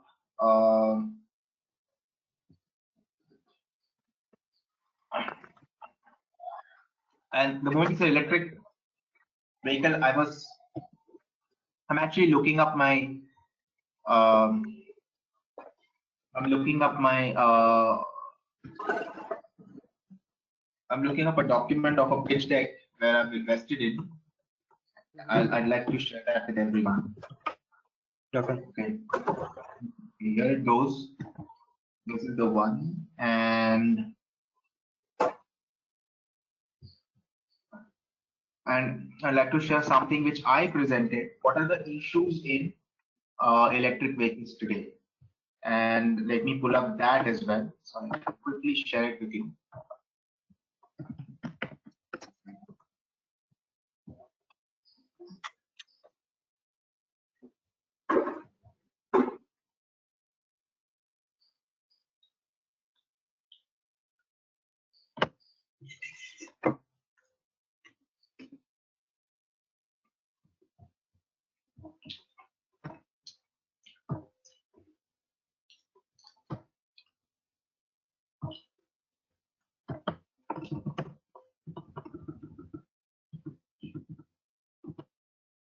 Yeah, one sec.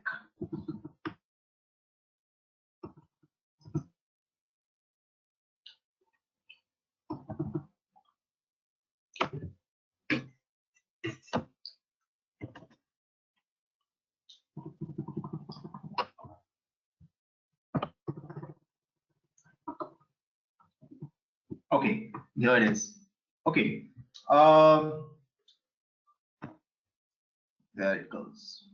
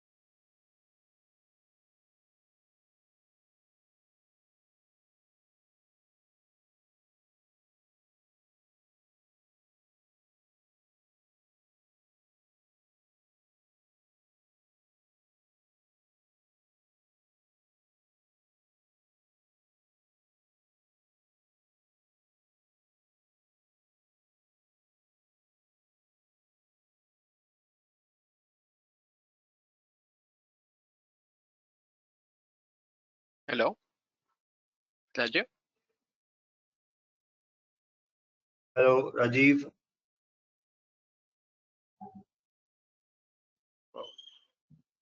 I I think don't think he's online. yeah, Yeah. The screen is also black and white or something. Yep. I also cannot see anything on screen.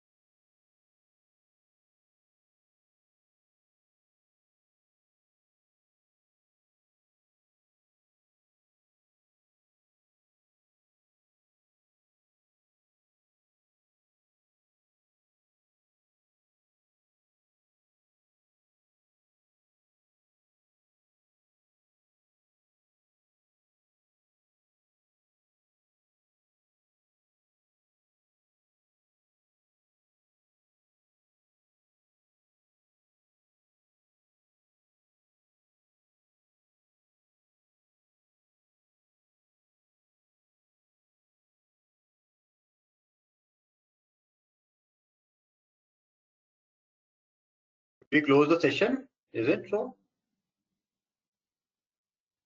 I don't know, maybe his laptop crashed again or something. There might be some network error or yeah, laptop must have been crashed. I think we can put the message in group whether he is available. He's going to be logged in once again or what. Kaushik, can you please put a message and Yep. just drop a message if we can have a discussion later on, maybe in the next session if we have.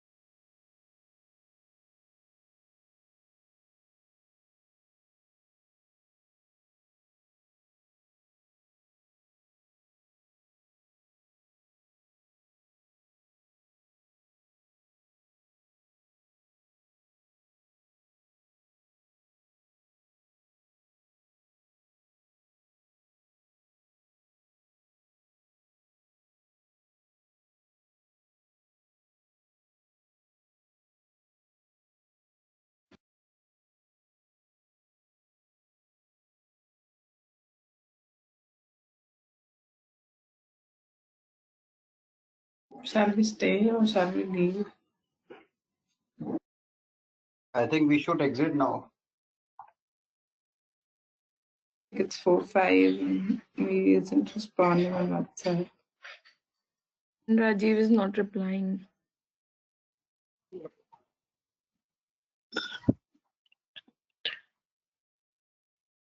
Karan, are you there?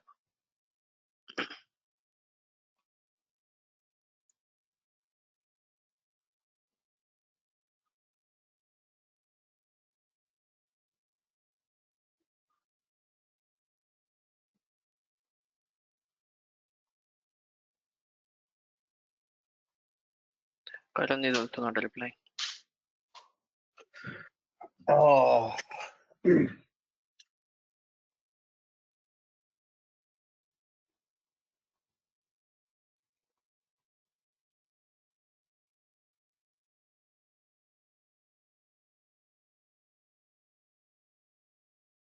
I think let's drop a message on the group that it's, will we say that we're leaving the meeting and then he's come.